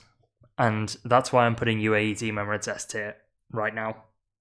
Uno X Mobility could argue that they've won their Tour de France as well, because Jonas Abrahamsson delivered the victory that they needed on stage 11. After wearing the yellow jersey for a long time, last year, he has changed his goals, and he once again has achieved the goals that he set for himself at this tour. Søren Varenshold was their sprinter and did have a couple of nice results. 3rd on stage 1, 4th on stage 3. But in the end, his tour was cut short midway through. Therefore, Stian Fredheim was their chosen man. And he had a couple of top 10s. So did improvise, adapt, and overcome, should I say. But elsewhere in the mountains, Tobias Harland Johannesson has delivered them a 6th place overall in GC. This is a good tour from Uno X. They've got a stage win, and they've got a good GC result, and I'm going to put them in that sort of Ineos high B tier at the moment, which I think we will have to have a look at and drag some down to C and some up to A. So I'm going to go Uno X just behind, I think, because Magnus Kort would have been expecting a better tour. And I would have liked to have seen a couple of their riders be in breakaways a bit more, the likes of Hulgaard on the flat stages. But that's just me being me and being picky. XDS Astana. They've tried. They've given it a go. Simone Velasco's got me a fair few fantasy points. And with 4th place on stage 20, he did a good job there. Davide Ballerini came close, but not quite close enough today. But in the end, they walk away from this Tour de France with no stage win at all. Didn't really perform in the sprints, but did get Sergio Higuita up to 14th in the overall classification. It's been a unremarkable tour from them, and a tour that they might be slightly disappointed with, which is why I'm going to put them between Tudor and Bahrain Victorious in C tier.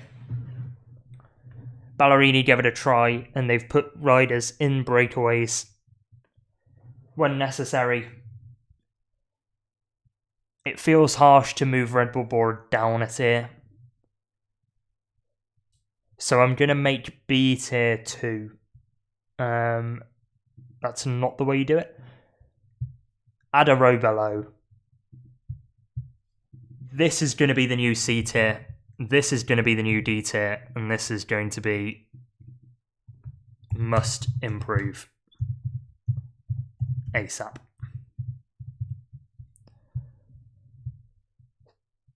So I'm going to change D tier to a light green. I'm going to change must improve ASAP to a dark green. And we're going to move Tudor up to C. We're going to move Astana up to C. We're going to move Intermarché up to D. Leave those 3 and must improve ASAP. It feels harsh putting Red Bull down at C, but I think so based on expectations. Decathlon Azure Desert can go down as well. And so can Arkea B&B Hotels, I think. Do I move any of the A tier teams up? Alpecin-Deceuninck, Soudal Quick-Step. I mean, given Remco Evenepoel's, the way that they've mistreated him at this tour, and looks like he's just come in with the wrong preparation. Alpecin the way they adapted, plus the yellow jersey. I think I'm going to have them up in S tier, to be honest with you. And I might just move Ineos to A for Arensman. There. A for Arensman for Ineos. And that rounds off the tier list. So thank you very much, everybody, for watching. Leave in the comments below what you believe is right about this, what you believe is wrong, and feel free to slate me about my views and opinions on the sport that we love. But that is my tier list to finish off this 2025 Tour de France, and it has been a privilege to watch live over on Twitch and on YouTube. And with that comes to an end 5 years worth of watch-along streams that I've done on the Tour de France. We may be back next year, but I am not so sure. I'm going to have to find myself a way to watch the racing now. It is no longer on free-to-air TV. But that's all I've got for this video, so have a great day, enjoy yourselves, and goodbye. And get in the comments, please, because I want to hear your views. Like the video if you enjoyed, and see you later. Thank you very much.